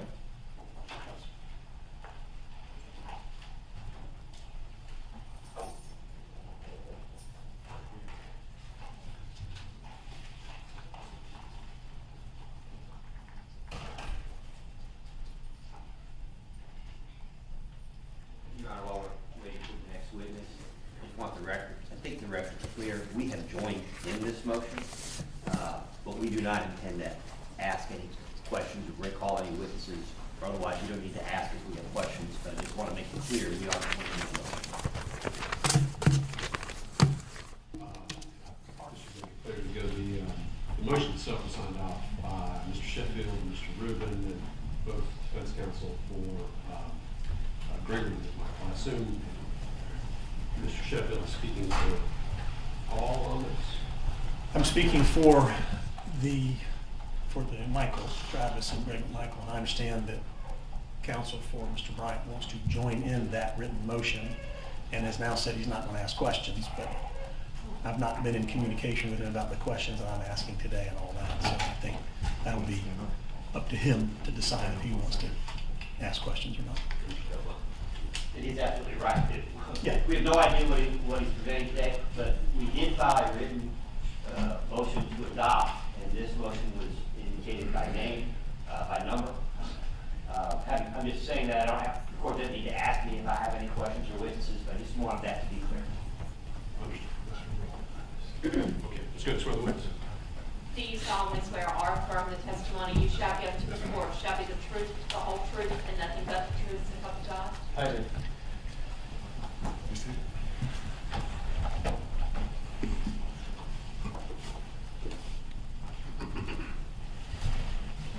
Good afternoon, sir. Good afternoon. If you'll please give us your full name and spell your full name.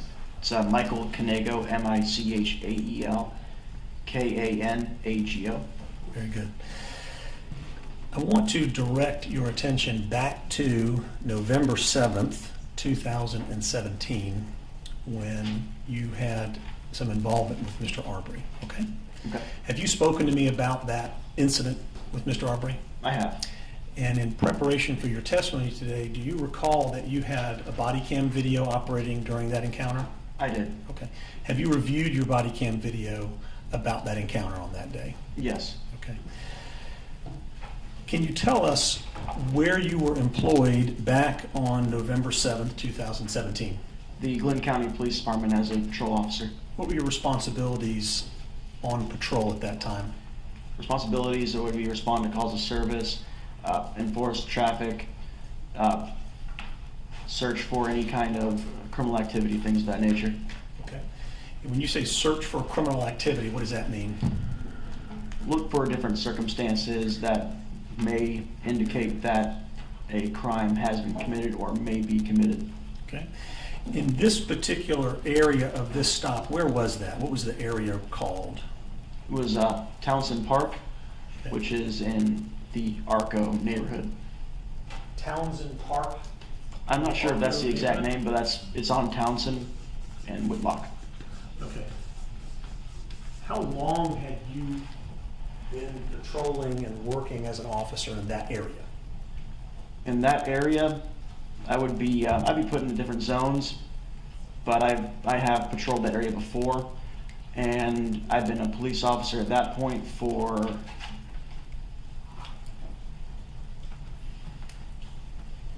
I think about 6 months. Okay. As part of your training, did you learn how to... I'm sorry, it was actually a year and a half I was a police officer. I had to do some That's mathematics. I okay, yeah, apologize. so November 2017, so you started back in 2015 at some point, or 2016. Okay. As part of your training, had you had any type of training about how to communicate with people in the community while you're investigating crimes that they could be involved with? Yes. Tell me a little bit about your communication training and background. I was, part of my communication training was when I was in grad school at Florida State University. I was a graduate teacher's assistant where I actually taught fundamentals of speech in a lab.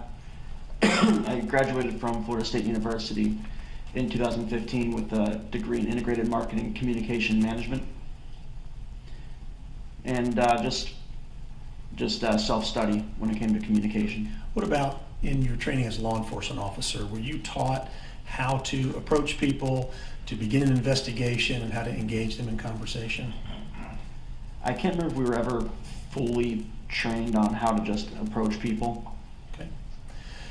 Tell me about what did you know in November of 2017 about the Townsend Park, Arco neighborhood area? The Arco neighborhood, it's a fairly high crime rate area. We get quite a lot of drugs in that area. There's quite a bit of gang activity, everything from property crimes to crimes against people, vice crimes. And how did you come to learn this? Through my knowledge and from other officers who have worked that area. Had you handled any calls prior to November 7th, 2017, where you had gone out and done investigation yourself about these types of crimes in the Arco neighborhood? Yes. And is it correct to say that the Townsend Park is within the Arco neighborhood? Yes. Okay. On this particular day, what led to you stopping and speaking with Mr. Arbery? When I was driving that area, patrolling the area, I saw this vehicle that was parked. I don't know the exact, the proxemics of it, but it was pretty far back next to the railroad tracks. And we don't usually, at least I have never seen a car parked in that area way back in the park. There's a gravel U-turn area that's in the front of the park. But I've never really seen people park way back in the grass. So is there a road that runs in front of the park? Yes, that would be Townsend Street. Okay. And then you said there's a gravel parking lot. Is that what you enter off of Townsend Street? Yes. Can you see what I'm writing up there? No. No? Unless it's, no, I don't. A little bit of a turn? Can you still see? Can you see this a little bit now? Yes. Maybe you can slide your chair over a little bit that way. That's, Nope, it's stuck. fastened. All right. You said there's a gravel area. Would it be fair to draw the gravel area around here? Yes, Okay. Are there restrooms here? there are. Where are those located? Pretty much right behind the gravel. Let's say this is the back of the park. Where would the restrooms be here? If it's not to scale, but it's going to be about probably about 2 inches behind from there. Okay. That's probably where I Over put here. them. Okay. And there are train tracks that run next to this park? Yes, Where are they? Over here on the left side? on the left side. Okay. Is this fairly, not to scale, but kind of give Right. us some context? What is on the left side of the train tracks? I think that is, I'm trying to think of the street. It's Is it a neighborhood? it's a neighborhood. Okay, so there's houses here? Yes. Okay. And what about on this side of the neighborhood? That, I think, is, if I'm not mistaken, is Marley Avenue, which would be houses on that side as well. Running this way? Yes. And then houses over here? Okay. So where then, in the context of this, was Mr. Arbery's car? I would say somewhere in between the restrooms and the back, next to a, close to where the bigger power pole is. Okay. So right around where Not you're. all the way in the back? Not all the way in the back. But Right that's- around, probably right around there. Okay. Is there a road or gravel that leads back to this part of the park? No. Do people play in this area in the park? I think they do now since they've added a basketball court and some things toward the front. Back in 2007? But back in 2017, I don't think there was anything back there. Okay. So this is, are you saying that you observed his car parked back there as you were driving past? Yes. When you observed his car, could you see who was in the car? No. Could you see the color of the person in the car? No.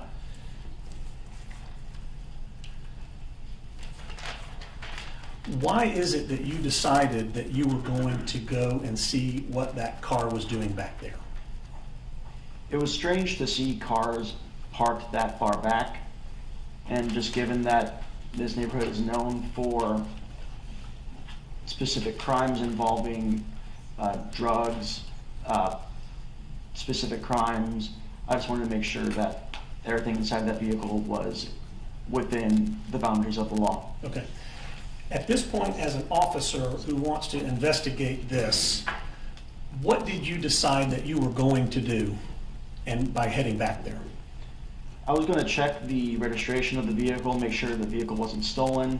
I was going to see if I can make contact with the occupant, make sure that he doesn't have any warrants, he or she, whoever that person would have been, doesn't have any warrants, make sure they have a valid license, things like that.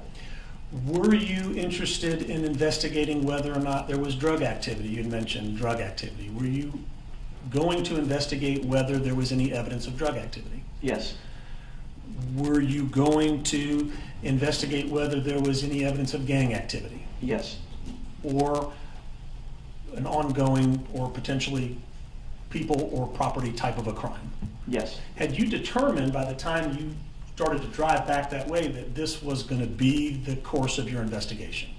I determined that I was going to try to investigate what was going on back there, make sure that there was no crime being committed. Okay.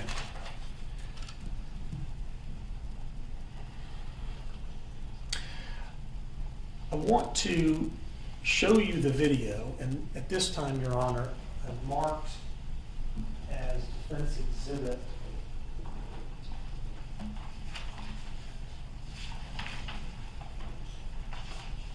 I think it's 28. Let me double check.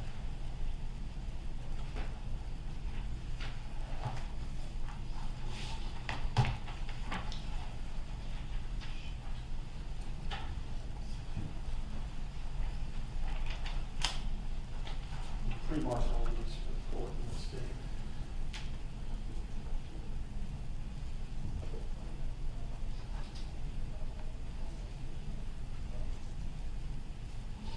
Defense Exhibit 21. I'm going to show you, officer, this. Can you see the screen over here?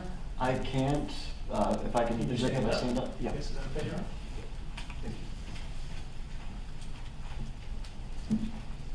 Does that appear to be your body cam video from November 7, 2017? Yes. Okay. And after reviewing it before your testimony today, is that a fair and accurate depiction of what happened with your encounter with Mr. Arbery that day? Yes. Okay. Right. This time I'd like you to have a seat. Well, you need to go to seat. There's not a monitor for the witness, Your Honor, is that what I understand? Yeah, that's the case. So, Can we have the witness on? That's a live mic, I believe, right? Why don't we have it set down to that live mic? Should be able to see the video from there. It is live, Your Honor. Okay, may just need to Why don't you come sit over here in the jury box? Thank you.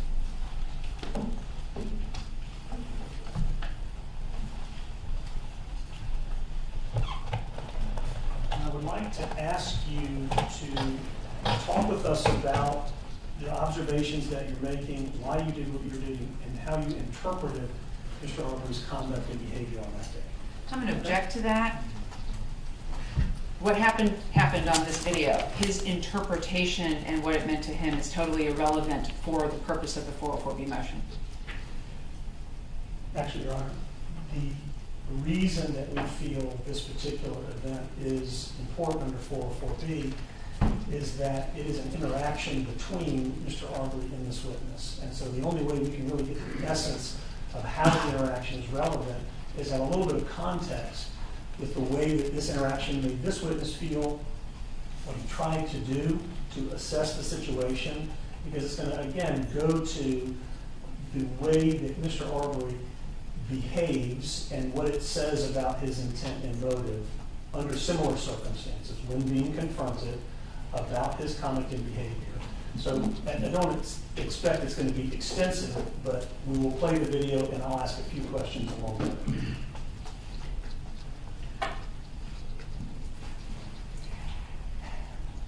Once again, relevancy as to this officer, who is not those three defendants, and what his interpretation, what he's thinking, and what how Mr. Arbery appears to him under these circumstances in 2017 have absolutely nothing to do with what took place in 2020. So, what I'm hearing is twofold. One is the general, or the objection to the admission of the evidence itself, which is still before the court. We're going to move through that. As to what I understood the request was by counsel was to have the witness explain conduct. Now, the way you asked the question made it sound like he was going to be explaining Mr. Arbery's conduct in the video. I won't allow it that way, but the witness can explain what he was doing and why. Right. But to the extent that he is speculating about Correct. whatever the Mr. Arbery was thinking of, Correct. That's not coming in. Absolutely, and we are not admitting it for that, not seeking to admit it for that point, for this witness to speculate. All right, go ahead. Okay, great.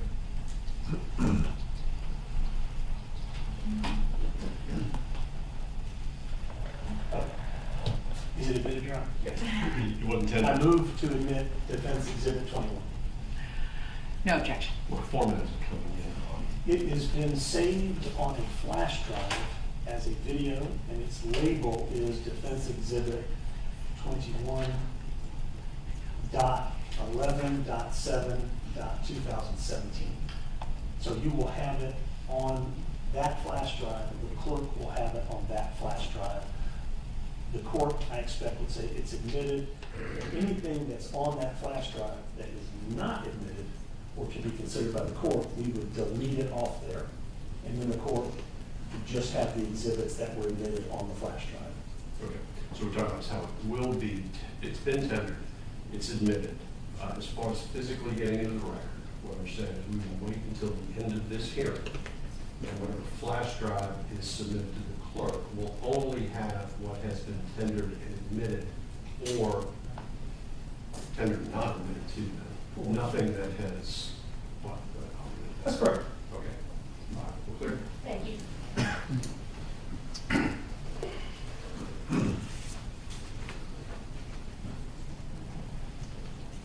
What are you doing here? Right here, I'm making my approach to Mr. Arbery's vehicle. There's a pole that's just passed. Is that the pole that you were talking about in the tower? I believe so. And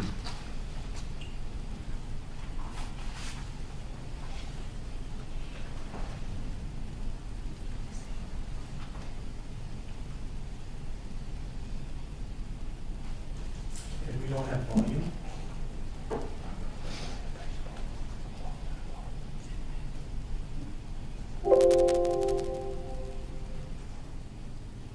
What is it? Okay. I'm on. What is the first thing that you, when is the first time that you actually see the occupant of the car? When he got out of the vehicle. Okay. Did he get out of the vehicle? When did he get out of the vehicle? Your Honor, at this time, the state's going to object. If we could just, the state would prefer that we just play the evidence and show it without the interruption of constant questions, and if he wants to ask questions afterwards, the state would just prefer that this evidence be tendered as opposed to parsed out with constant stopping and starting. Well, I'd like to be able to specifically make the points to the court. If you'd like me to play all of it, and then I can go back and do it again. My understanding was it was going to be limited. We're not going to go 10-second increments through it. We're just to explain this for the witness. officer to explain what he was doing on the video. Correct.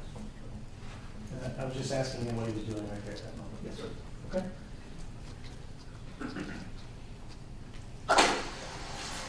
What you doing out here, man? What's up? Yeah. Why did you ask him what he's doing out there? Just a way to make contact with him.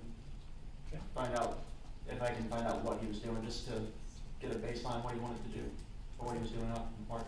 All right. Work today? Just wrapping in the ball. Gotcha. You got an ID on you, man?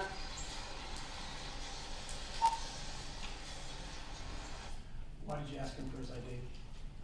As for his ID, just to make sure that he didn't have any warrants, make sure that he's not involved in any ongoing criminal investigation.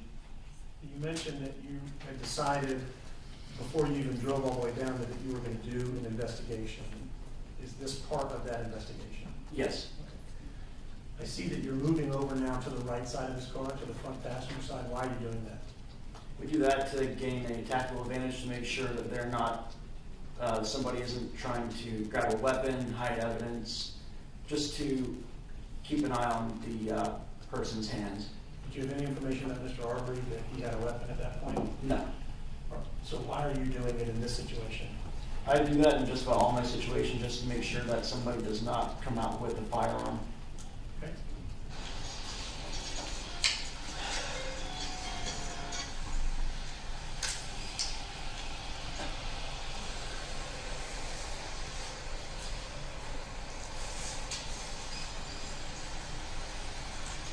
I don't think so. Grab everything, okay? At this point, is there anything unusual to you about this encounter? The only thing unusual at this point was just how far back it was parked. Okay. What are you doing now? Now I'm running his information through GCIC and CIC through our service channel. That's our dispatch operator that tells us if the person in question has warrants or we run the registration of the vehicle, make sure it's not stolen, make sure that insurance registration is active, make sure he has a valid license. And again, is this part of the initial investigation that you had sought out to do? Yes. 185 dispatch, I'll be on service. 185 service. Get a 2728 through Georgia, please.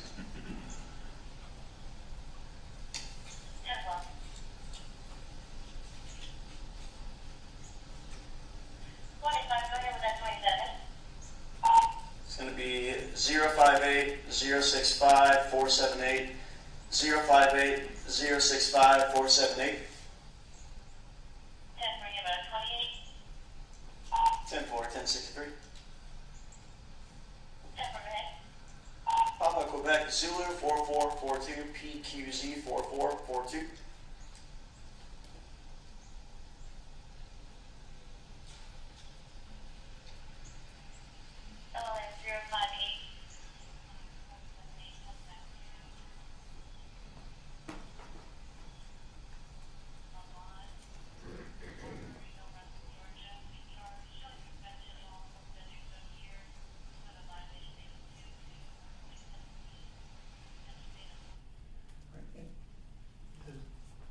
The language that you were using in talking with dispatch, what was that about?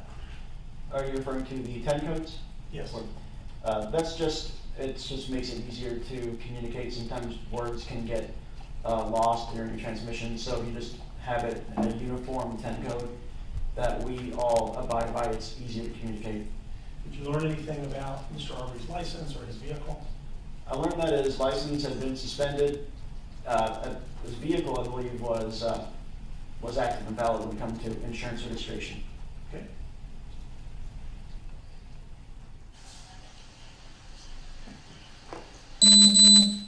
What is that noise? That loud beep is an intermittent beep that the body cam produces just to let us know that it's recording.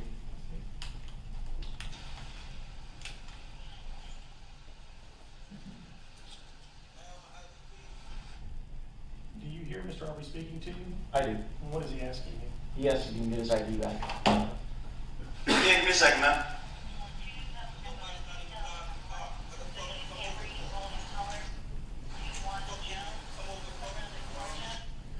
Do you hear what he's asking you at this point? Yes. What is he asking you? He's asking why I'm fucking with him, and nobody's driving the car. So why am I messing with him? Is what he's asking. Okay. Is there anything unusual about that? I believe it was usually on relatively what appeared to be routine stops like this. If everything's good to go, people are usually patient, and they'll have no problem with us with their running their IDs and things of that nature.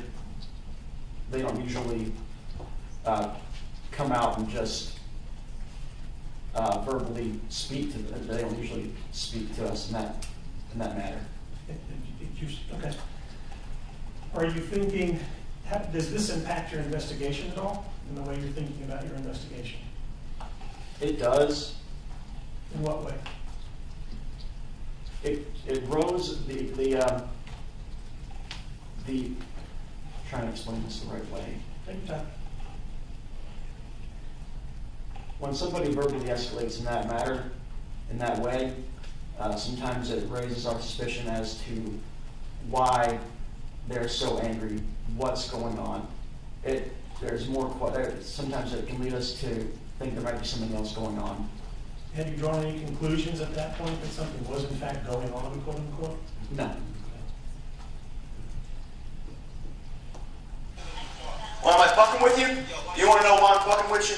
Why do you say that? Part of it is because it's a matter of kind of a communicative leveling.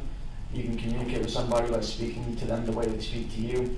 The other part of it was a little bit surprising that somebody was speaking to us in that regard when it was such a routine stop at the beginning.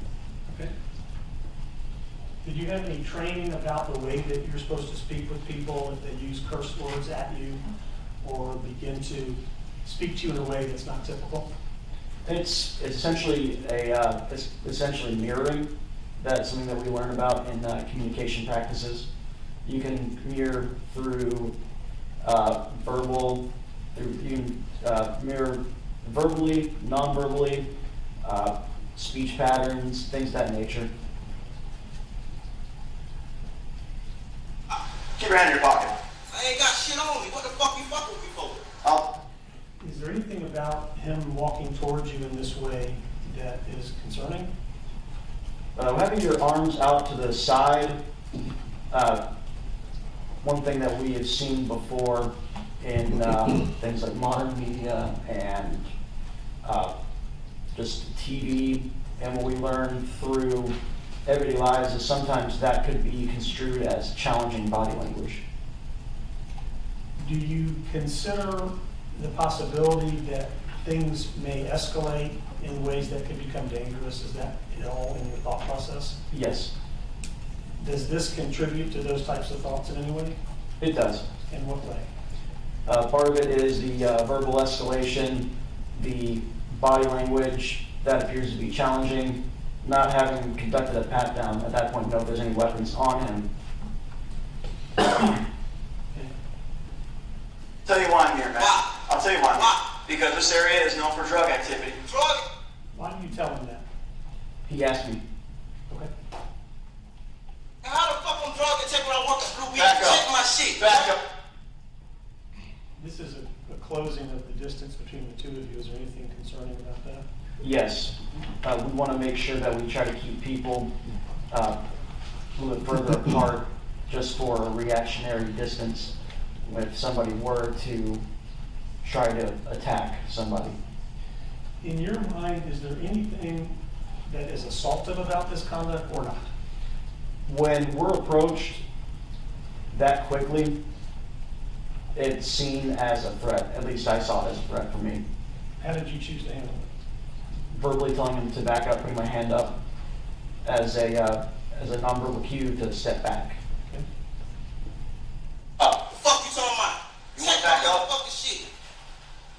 Bitch, you get Send me another unit, please. Send me another unit. All right, so you're calling for another unit. Why? Since he had approached me and closed the distance with that kind of speed, and also because he was verbally escalating and also non-verbally escalating through his body language, it's usually better to have more than one officer in case things do get physical. Why don't you just say, you know what, forget this. I'm going to leave this fellow alone and move on. Just because we were already in this investigation, I wanted to find out what he was so angry about and see if there was more to it. We don't really have much of a luxury of just letting it go. Did you hear what he said to you about the name that he called you and that he was, I'm going to quote, bitch, I'm going to fuck you up? Did that register with you? I didn't hear that until I watched the body cam footage a couple years later. Okay. Seeing it now, is there anything about it that is concerning to you? Yes, What? it's a verbal threat of violence. Shit, fuck you talking about? Oh, what? Turn around and put your hands in the car. Turn around and put your hands in the car. What's up? Turn around and put your hands in the car. I'm checking for weapons. I'm checking for weapons. Why are you doing this? You say you're checking for weapons. Why are you doing that? I'm checking for weapons because he's already been verbally aggressive, physically aggressive, and given that this area is known for violent crime, I want to make sure that for the duration of the stop that there didn't have any weapons on him. I'm not searching you. I'm checking you for weapons. All right, man? You know how many warrants? I know, but you're coming up on me, making me kind of nervous. Okay? You bothering me for nothing. I work at Blue Beacon, bro. Where's Blue Beacon? Blue Beacon is on exit 29, man. Okay. Listen, man, I'm not here to ruin your day. I'm here to look for any kind of criminal activity. That's all I'm doing. Criminal activity? I'm in a fucking park at work. The fuck is you talking about? Why are you trying to explain your purpose here? Communication is part of the key to de-escalation. So I'm trying to explain to him why I'm there to try to bring him back down to a level where we can communicate. And is it working in your mind? No. Is there anything that then causes you to think something about this particular individual that is concerning or suspicious? Just his overall demeanor, the way that he's been approaching, the way that he's been verbally assaultive, things like that. Are you trying to figure out what that could be related to? Yes. And what are some of the possibilities in your mind at that time? Some of the possibilities are he's trying to, this is just speculation at this point. Well, but let me stop you there.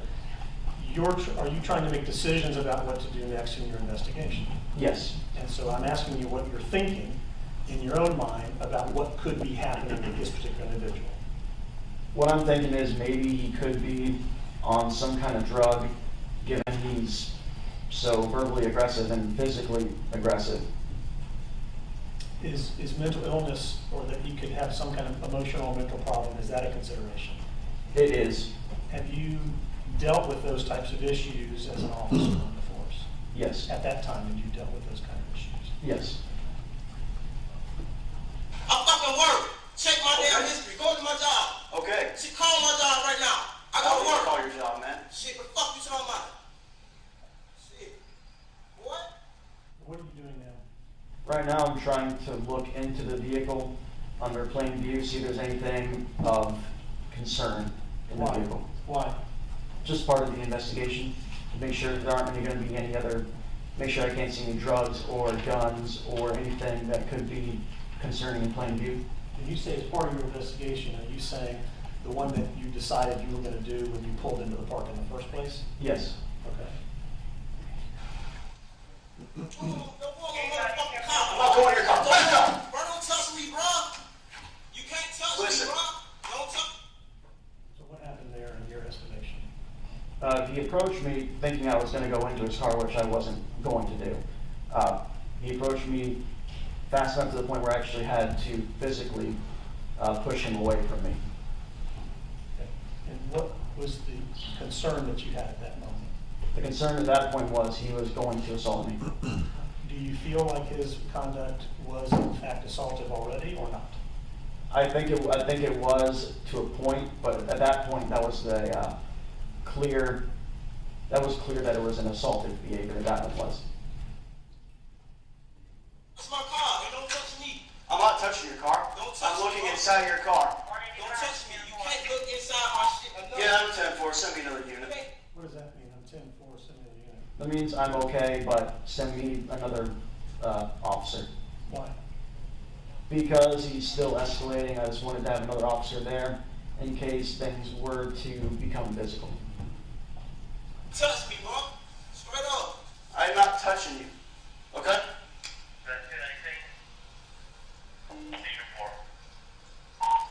Just, very angry.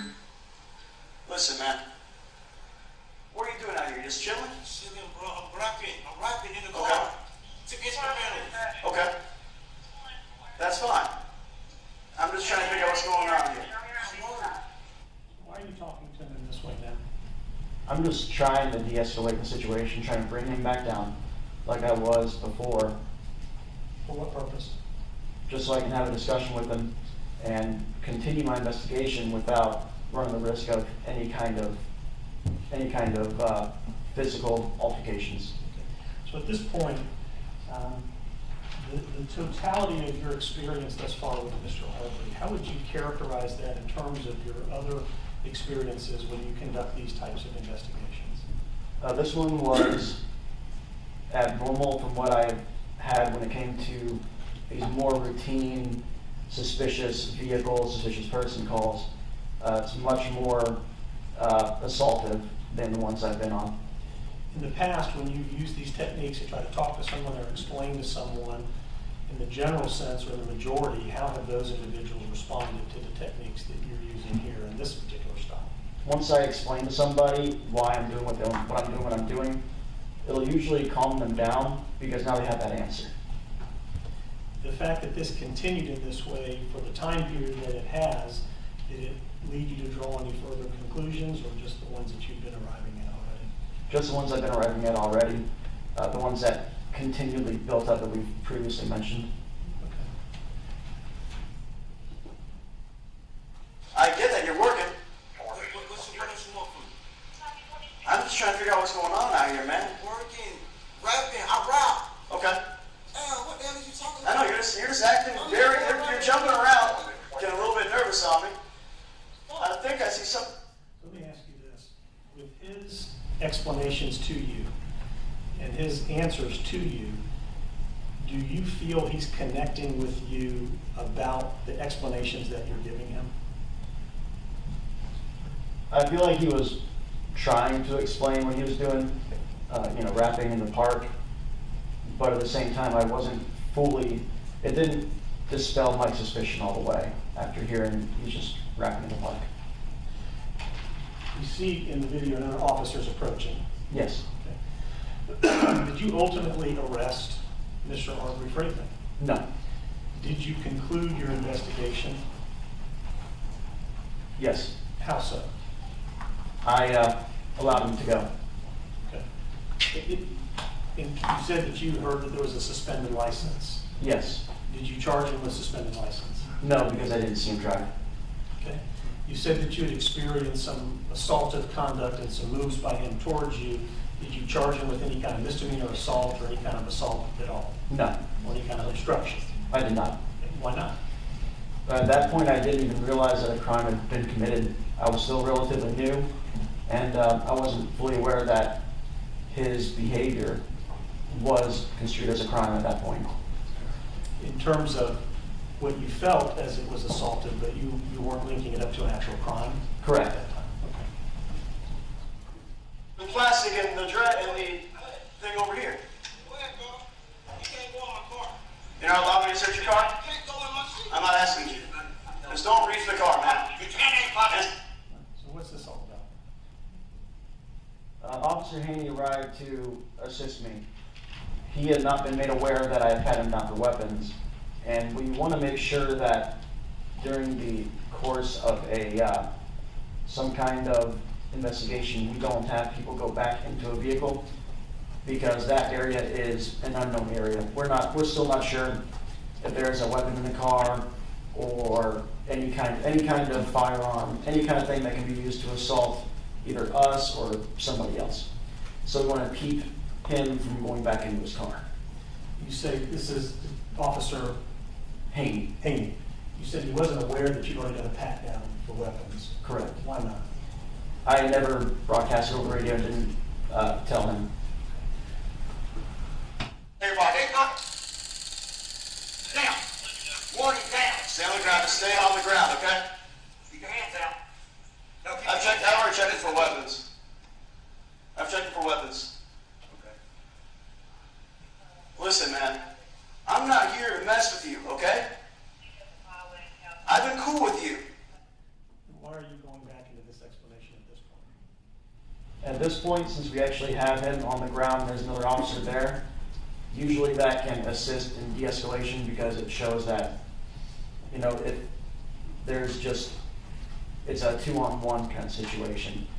It's just meant to keep it where everybody's gonna be on a better behavioral plane. Does it escalate anymore after this? No. And at the conclusion of this, is there any further confrontation or aggression or anything like that? No.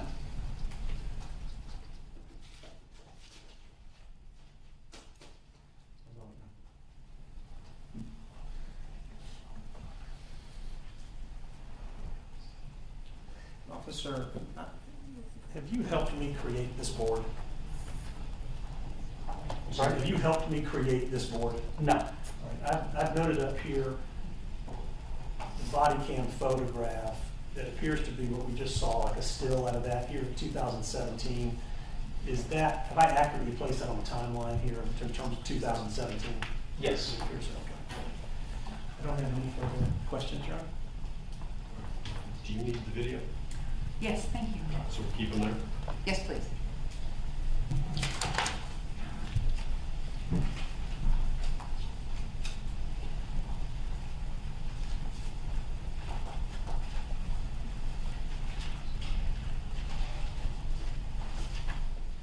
The entire time. You get out of the car, you come up on me, okay? I get that, man, and I'm just here to make sure everything's okay. I don't know you, you don't know me, all right?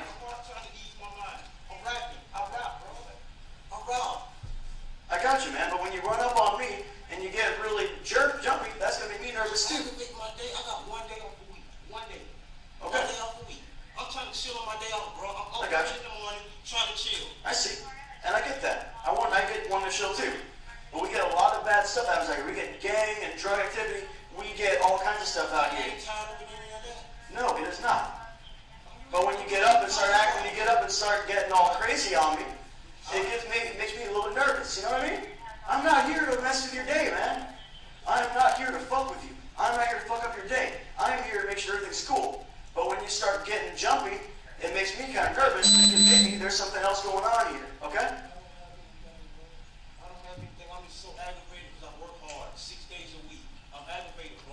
No, I got you. My wife not here. I'm chilling. I'm trying to pass my mind, bro. Chill. Rock. I get that. So you don't have anything in the car? Because I looked in the driver, I looked in the middle of your car, in the center console. I saw some kind of plastic in there. If it's weed, I don't care. So with that being said, do you mind if I just look in your car really quick? Would you be okay with that? You can say no if you don't want us to check your car. Okay. That's all we need, man. I know, I'm investigating suspicious activity, not doing a traffic stop. Okay? So in the park chilling, that's a crime. Well, when it's way back here, I know, man. It's just kind of weird. We don't see cars sitting out here that often. That's all that is, man, okay?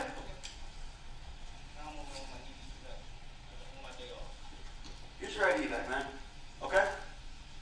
I'm not here to mess with you. Like I said, I'm just here to make sure that people are doing what they're supposed to do. If you're just chilling, that's fine. Okay? I'm not letting you chill, okay? We got your hair. Just want to make sure that everything was cool here. Nobody's not coming here. I'm chilling. It's only Okay. one man. I got you, man. But you get what happened here. I got you. I'm not here to mess with your day, okay? You're good to go. I'm going to talk to my partner over here, all right?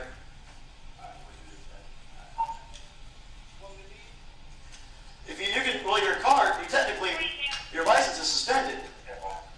So, technically, you can't really drive the car.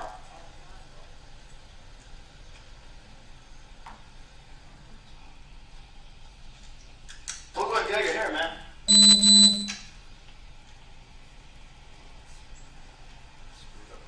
Yeah. Yeah, he was very, very jumpy. Is that Mr. Arbery walking away? Yes. Right. So, Judge, do you want me to go ahead and Are we done with the video? We're done with the video, yes. Yeah. Can you just return to the stand, please?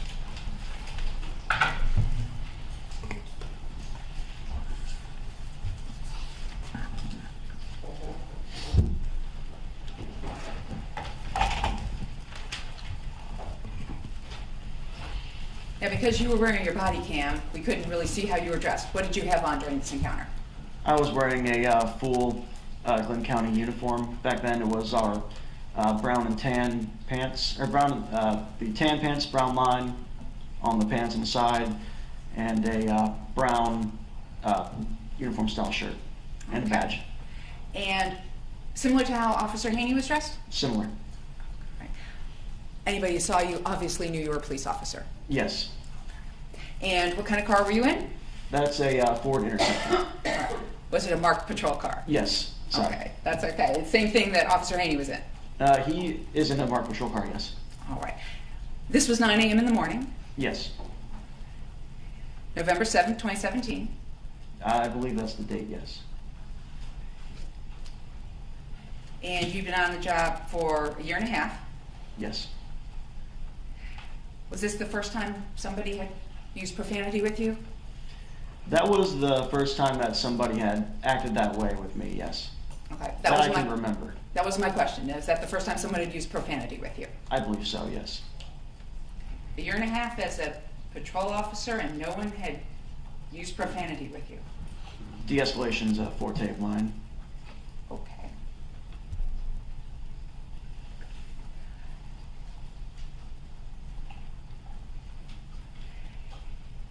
And is this what we normally call active policing? I would consider it active policing, yes. Or proactive.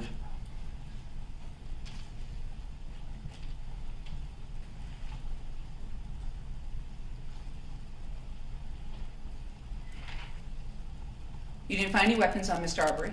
No. Didn't find any drugs on Mr. Arbery? No. You didn't arrest Mr. Arbery? No. You let him walk away? Yes. Okay, and this was after you had him down on his knees and Officer Haney had fired his taser at Mr. Arbery, right? Yes.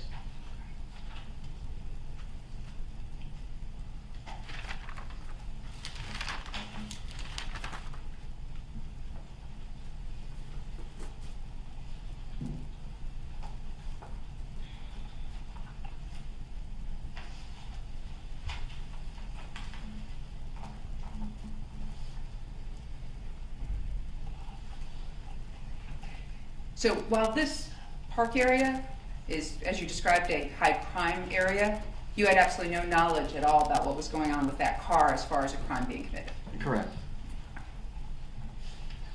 And when you did arrive, I'm sure you noticed on the video that when Mr. Arbery went over to his car, his music was in fact playing. Yes.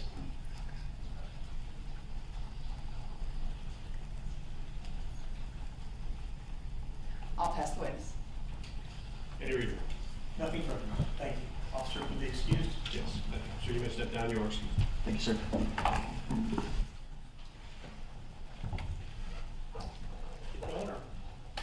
How long you guys with this? Same. Let's do one more. Short lunch? We can do a short lunch if you'd like, 30 minutes. I'm gonna need a bathroom break. Okay. Let's go ahead, let's break before this witness. Yes, sir. We're gonna take a lunch break. We're gonna do relatively short, just keep moving, we'll do 40 minutes, we'll come back at the top of the hour. Yes, sir. Thank you. We are recessed.